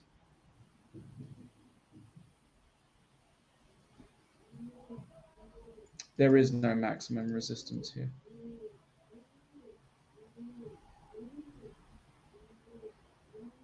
Almost no moves for black. He'll play queen e4. This is the only move he'll play. This is the Yeah, only. but after queen e4, maybe I can play queen b6 and win the knight. yes, and you have to protect it with your queen. Queen e2. Now you just go a4.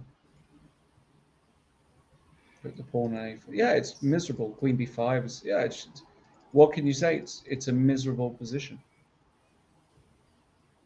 Absolutely miserable position.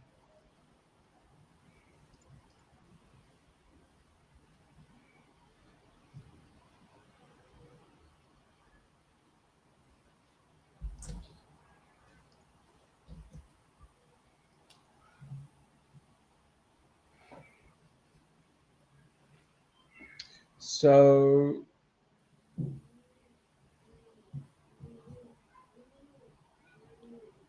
queen e4 played. So far, so good. And now queen b6 will be played. Yes. Maybe queen b6, queen a8. Maybe you can try queen a8. Doesn't change anything. Yeah, but then h5 and it's a4. Or a4, a5. Yes. Or h5. I like h5 as well. I like both. You're going to eventually, and even here you can go like g4, king g3, like this. Slow death. A slow death.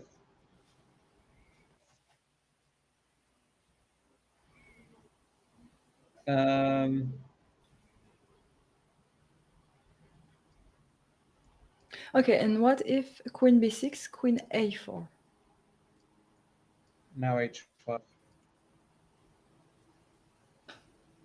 And if you take, I just thought it's mate after knight e5, but maybe it's not. Maybe I have to be a bit more careful. So queen b6, queen a4.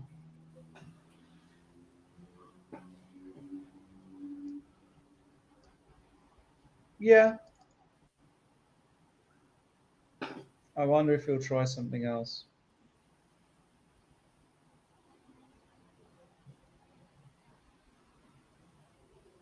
Okay.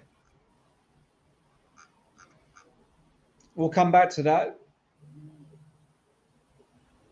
Lamy Stalmack is still on Stalmack. No surprise that Stalmack is taking forever here, because it's just not a position with any good choices. It's awful.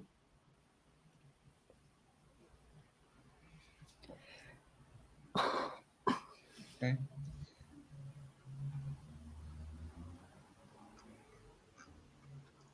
And we have this position here as well. So we're in a bit of limbo at the moment.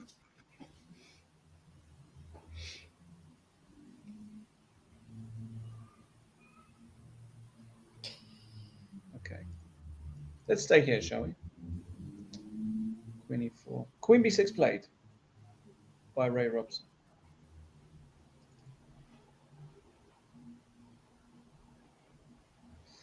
Queen b6.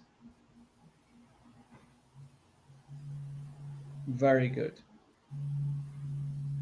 Queen a4 will be played, won't it? By Ray Robson. What and else another try could be queen c4 and try to play knight c5 or knight c7. Try to bring the knight to the action. That's true, actually. Queen c4 might be played. Okay, let's say I go h5. If you go knight c5, firstly, I've got queen c6 again. Another pin. And now actually it's really serious because I'm just going to run my a pawn. Okay, so So he didn't. He okay, played queen a4. queen He played- a4, queen a4. yeah. So the question is, if I go knight e5 and you take, is there a mating construction? So let's say I go h5. This is just has to be played. And now I want to go check and here.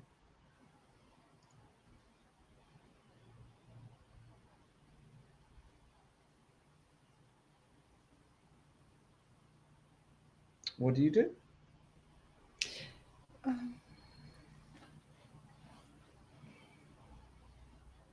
And the point is, if, for example, I play queen a2, you can go check and then queen d8, and you control the d5 square with your queen. And I don't have. Yeah, this will be mate. checkmate. Yeah, but if you go to h7 instead of going to g8, but it will be mate anyway. And after Still queen mate, 'cause I d8, control. you control d5. Oh, but it's queen g8. Okay, I can play queen d3 here, I think. No. Ooh. Oh, knight c5. Oh, But why is that losing? Ooh, this is getting a bit tricky now. You don't need to do this. Let's see.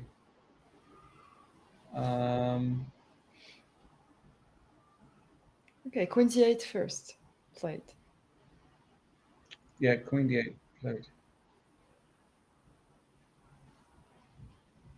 Okay.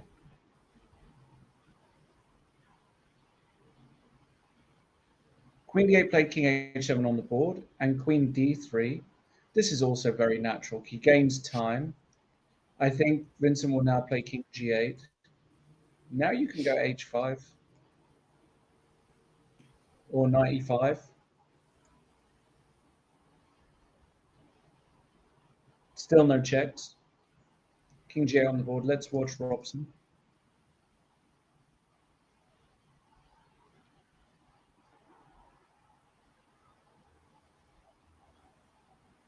King g8. So, what's the easiest way? Queen d5, knight e5, not clear. e5 is natural, and Yeah, knight e5 played. knight is unplayed. Played. Queen a5. They play very fast. Yeah, knight e5, queen a5. Now it's really over. Okay, now it's really over because you have check. You have to go to. If you go to h8, I can check here, check, and oh no, I'm trying to win your queen. Check. Damn, I can't find a way. Okay, queen a5. What's the quickest way here?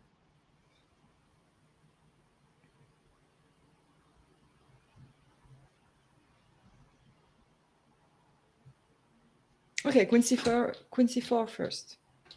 Okay, king h7. Queen e4. Okay, let's do only check, check, check. King g8 overplay.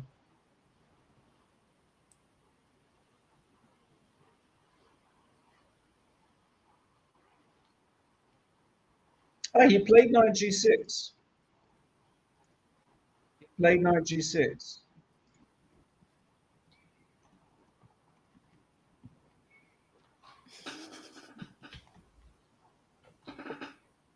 Knight g6. I mean, this is also fine because he wants to put the pawn on h5. This is what he wants to do.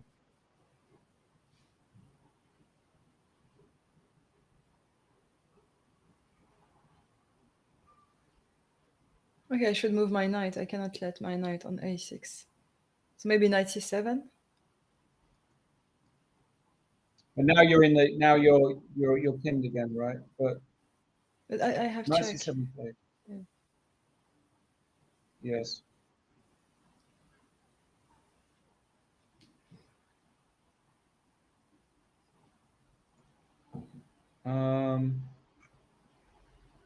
So knight c7. Maybe queen d8 is enough. No, then queen d5 check. This is his point. Even that's winning. Even Yes, of course. even this No, is. you check first. You have to play Sorry, king it's check. d7. Excuse me. Oh, here. But why allow the king out? Yeah, he won't do this. He won't do this. No, he's going to give check, and then he's going to go queen d8. Oh no, maybe he's not. Maybe queen d7 is better here. That's much more logical. Yeah, queen d7. Yes, I agree with queen d7. Yeah. And I think. Wait, but after king f8, how do you? King f8, knight checkmate me? g6, King g8. king g8, h. If I go h5, queen h, yeah, h5.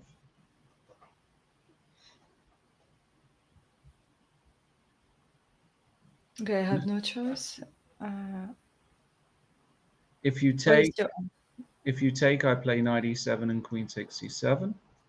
And if you go queen d5, I just take, and go a4. This is an easy resigns position. Yes, So very easy. it's just gone in every way. There's just nothing to play for here. I'm surprised Motilov hasn't quite won yet, but he's now able to take a pawn with check. He played rook d8. What? What's going on here after rook d8?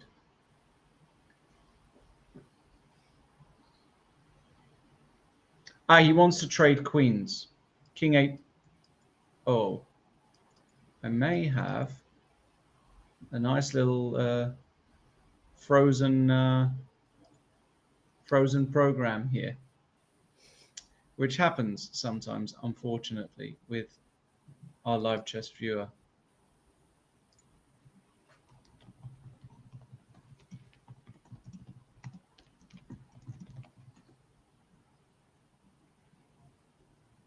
What we're going to do is we're going to go for a break, guys. We'll be back. I'll get the program up and running, and we'll see the remainder of these games. Don't go anywhere.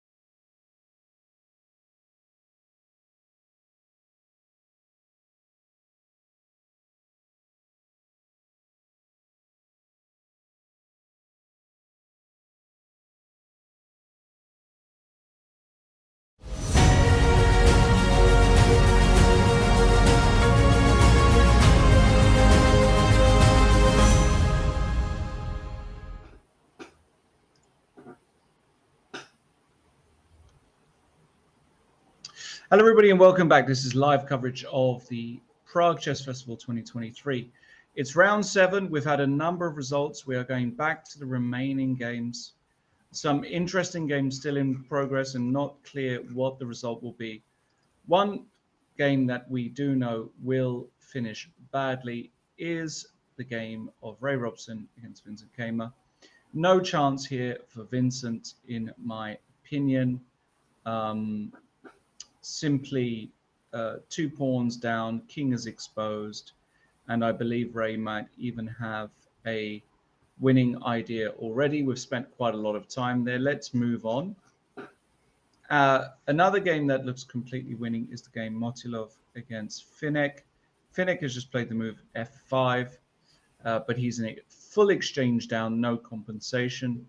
I believe the idea is to meet queen b8 with the move queen e6.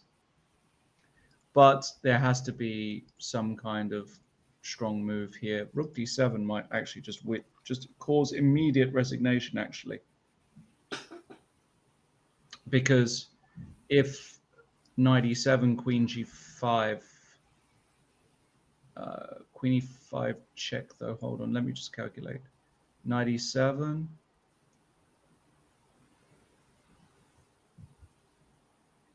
Well, you can go queen g5, queen e5 check, and this check here. I mean, it's not necessary to do all of this, of course. This is. I think you have another option is to play queen b8 check and then queen c7. After rook d7, yes. Knight d7, check, yes. and maybe. And queen c7. Has to be a lot of ways, just covering this diagonal. And it's over. So Motilov has to just win this position. There's no other way. And I believe Erwin Lemy is also completely winning now. He did play the move h5, g takes h5, and we had something similar here. a4 played, and he's basically putting Stalmack in some kind of Zugzwang. And there are a lot of rook and pawn endings where you have a and f, which is a winning construction. So a5 is now a threat.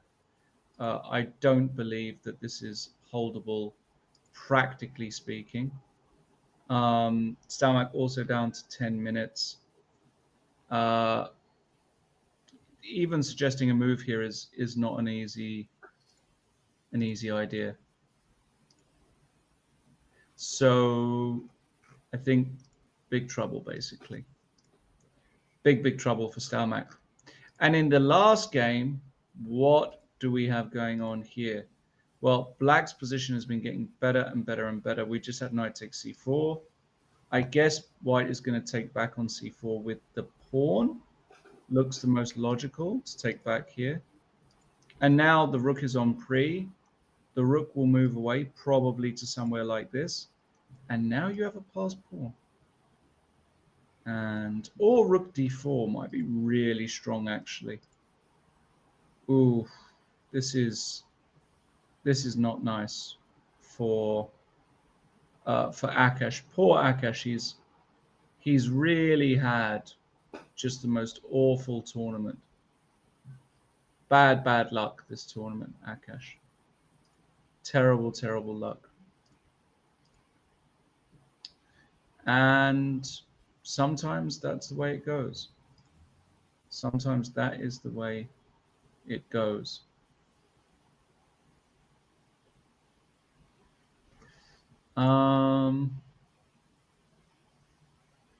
Okay, b takes played. B takes c4 played, yes. B takes c4 played.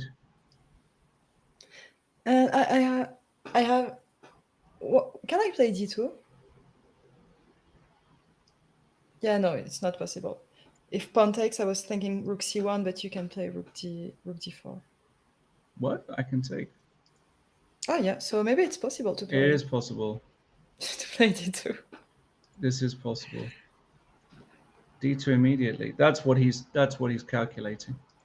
But maybe d2, rook d1, and your rook and my knight are en prise, as you say, en prise.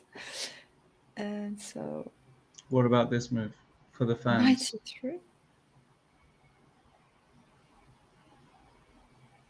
Maybe he can take the rook.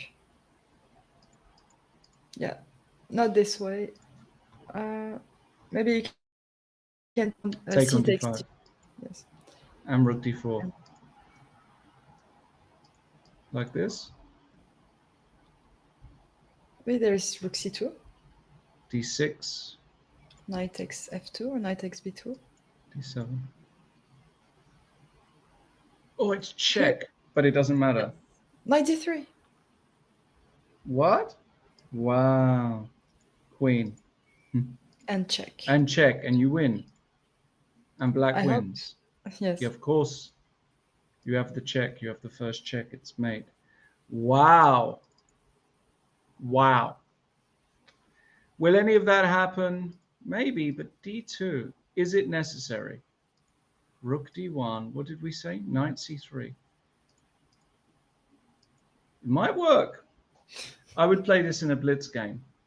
But also maybe Pop Vinicius is just thinking, why do I need to do this? Why can I not play more simply and win?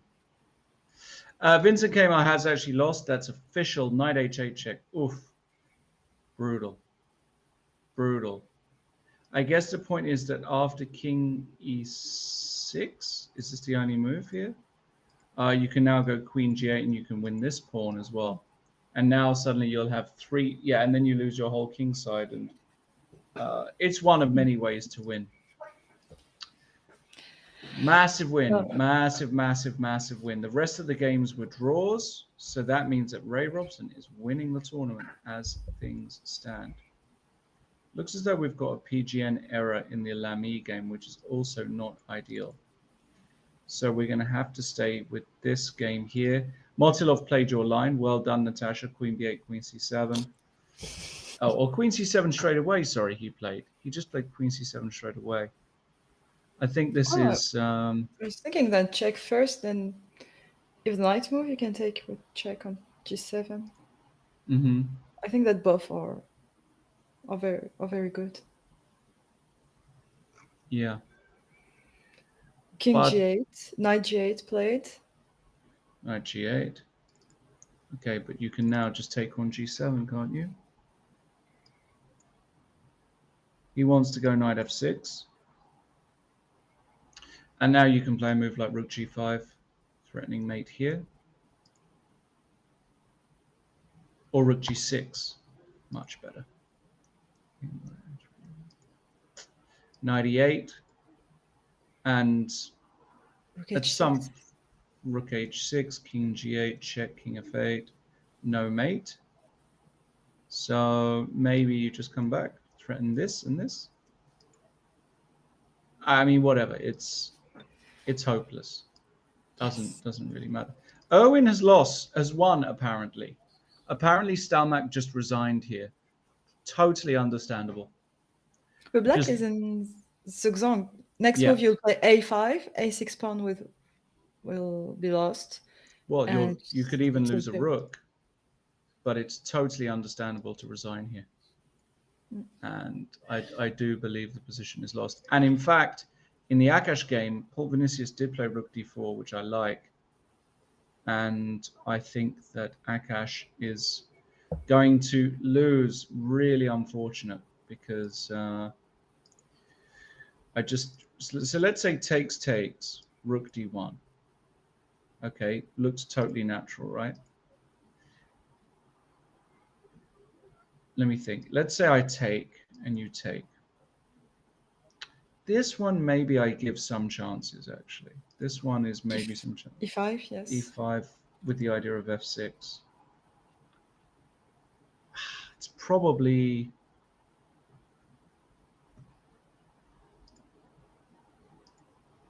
Yeah, it's probably not good enough still.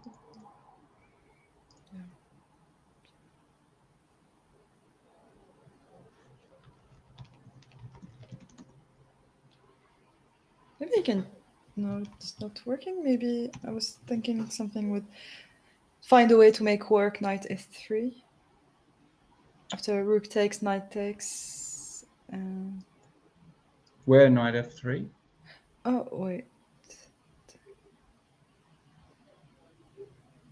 After rook d1, rook takes c4. Oh, like this. Yeah, sorry. Rook d1. Now, do we have a better move than rook takes c4?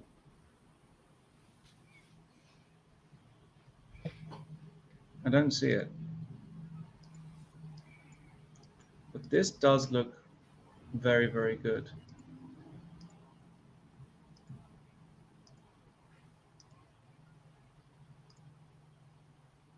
This does look very, very good. Yes, of course. Maybe h5 for white. h5. And if f6? Knight f3. Don't think you survive this rook and pawn. Rook and pawn. Let's say no, like takes rook c2. Rook c2 b3, and I'm screwing up. Let me go a4. I wanted to try something with h6 and h7. You go rook h. I take You on can f6. take.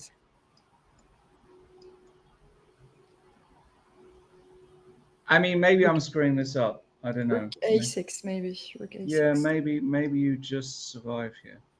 I'm not even sure you survive, but you might. I might have screwed it up. This might be a draw.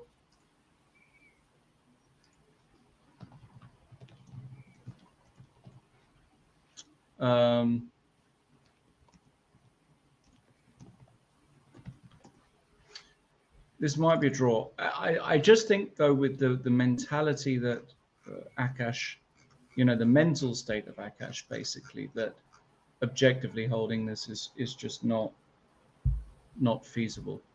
I just don't. When you're having a bad tournament and you have this position, you don't see things very clearly, to be honest. Yes, of course. I know. We've both had bad tournaments, so we know how that goes. Yes, you have no hopes. Yeah. Equal position seems to be lost. Winning position or draw. It's just correct. Like everything goes wrong. Correct. Can we have a look on the classmates of the master? You mean the standings? On the masters. Sorry, the standings.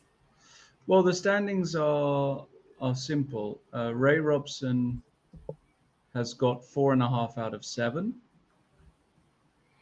The next player is Dayak with 4. And that's it, because Kema lost. So it's Robson 4.5 out of 7, Dayak 4, and then many players on 3.5. Martirosyan, Navarra, Shankland, Hari Krishna, Wang Hao, all have 3.5. Gelfand has 2.5, and Win has 3. So Ray Robson 0.5 point clear with two games to go. Big advantage. Yeah, and his opponents are not so. Or it won't be easy for him. He plays tomorrow with black against David Navarra, and Correct. round 9, he's white against Sam Shankland. Correct. So very tough. Very tough for him. Mm-hmm. And very tough for all players, actually. Indeed. So, okay, so rook d4 played. And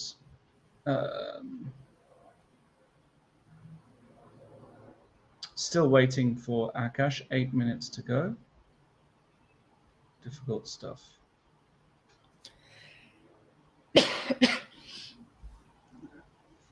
Okay.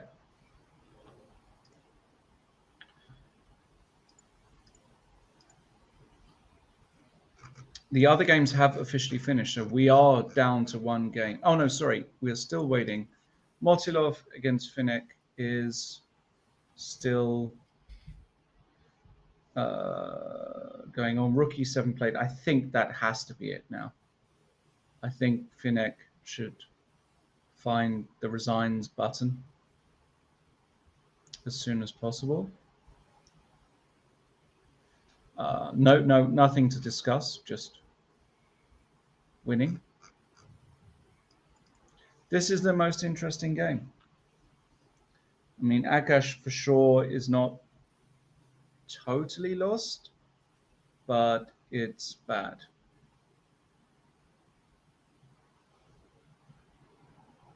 And he has 7 minutes. And it's very unpleasant.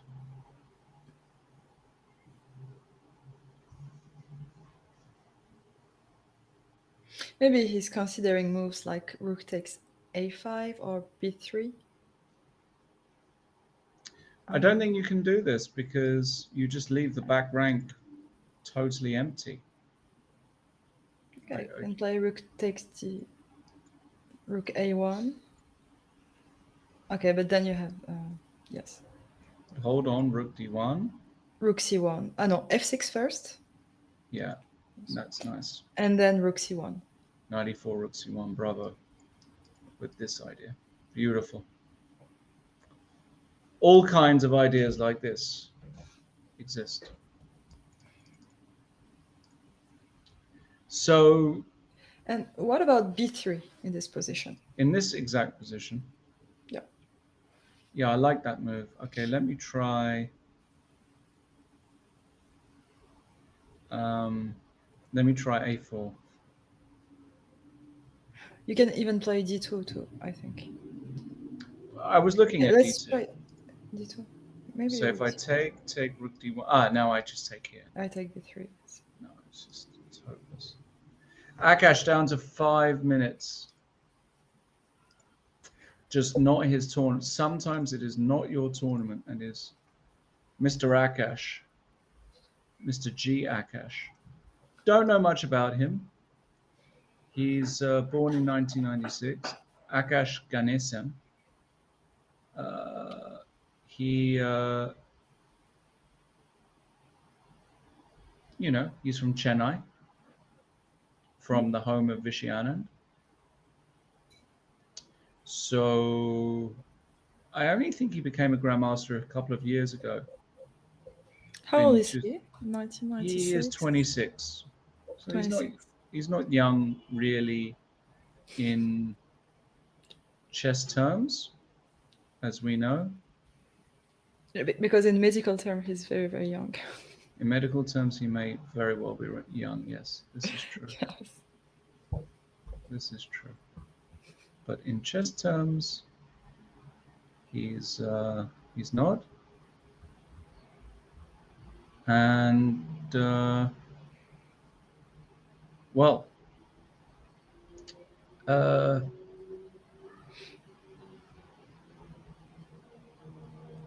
this is a very, very tough position, obviously, to hold, to try to hold. Very, very nasty position.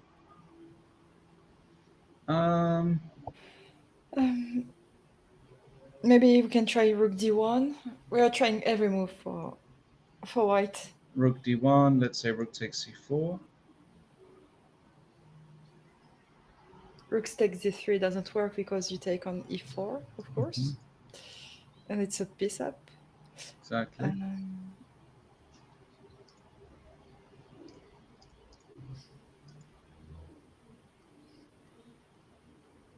And even if you block my the d pawn, I can bring another one in.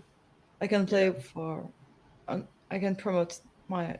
I can try to promote my a pawn. So I think maybe he's. He does take. Finally, he takes, and he's going to go for this rook d1 variation and rook d1 on the board. Okay, he plays the most natural. I think Here, yeah. You can play maybe. I know. Sorry, I was thinking f6, but it doesn't work. You take on d3. Nasty trick. Yeah, the one trick. I fall in every trick. You fell for it. You fell for it. It is for the spectators to see that the position can be a little bit tricky. It wouldn't happen in a game. Yes. Of course. This has happened. Rook takes c4, and now Paul Vinicius will play e5 here. There's just no other move here that makes any sense. So I expect e4. You have to protect the knight because actually there might be a threat here of b3. Curiously winning. He might play a4. That's the only other move. You know. So a4 is possible.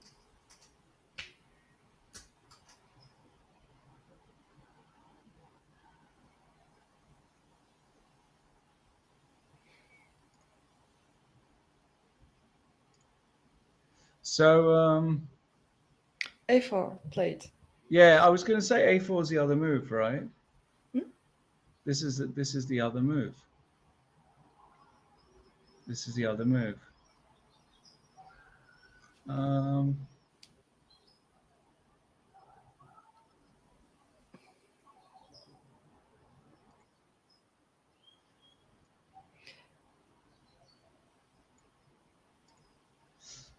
And what do you do against a4 now? Does this make a big difference, this move?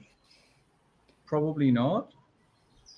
Okay, so for me, knight a3 is not possible for white because after knight takes, rook takes, you play rook c2, and you take another pawn, and b3, Exactly. a3, of course. And that surely is the end. So that cannot happen. Let's say king g2. King g2, let's say. And you're right. And here maybe I can play b3. I was thinking b3. For black with the idea a3 and b2. I like it. I really like Maybe it. it's not working. Wait, king g2, b3, knight f3. Which one, sorry? King g2. Well, yeah, king g2 is a move that you play if you don't have anything better, right? That's the point.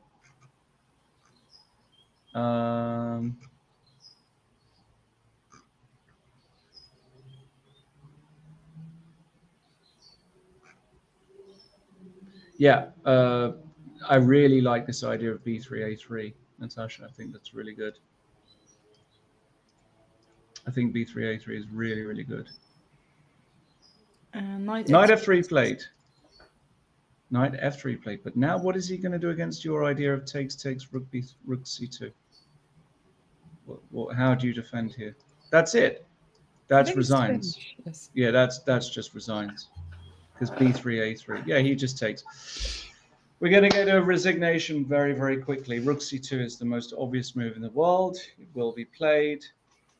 You have two connected pass pawns. It's just it's absolutely fine to resign this position as white here. You have no moves. b3 a3. Rook. If you move the rook, I can take here first. I can do what I want. And poor Akash just cannot get any luck this tournament. And he had a good position. You know, he had a promising position, or it was always a mess. It was never totally clear. But at some point, when he was pushing the c pawn early in the game, it looked like he did. b3 played. a3 will come very quick. Oh, rook c3. Also, I was going to say another totally fine way to finish the game. And this will cause resignation. I'm almost certain. A real shame for Akash. So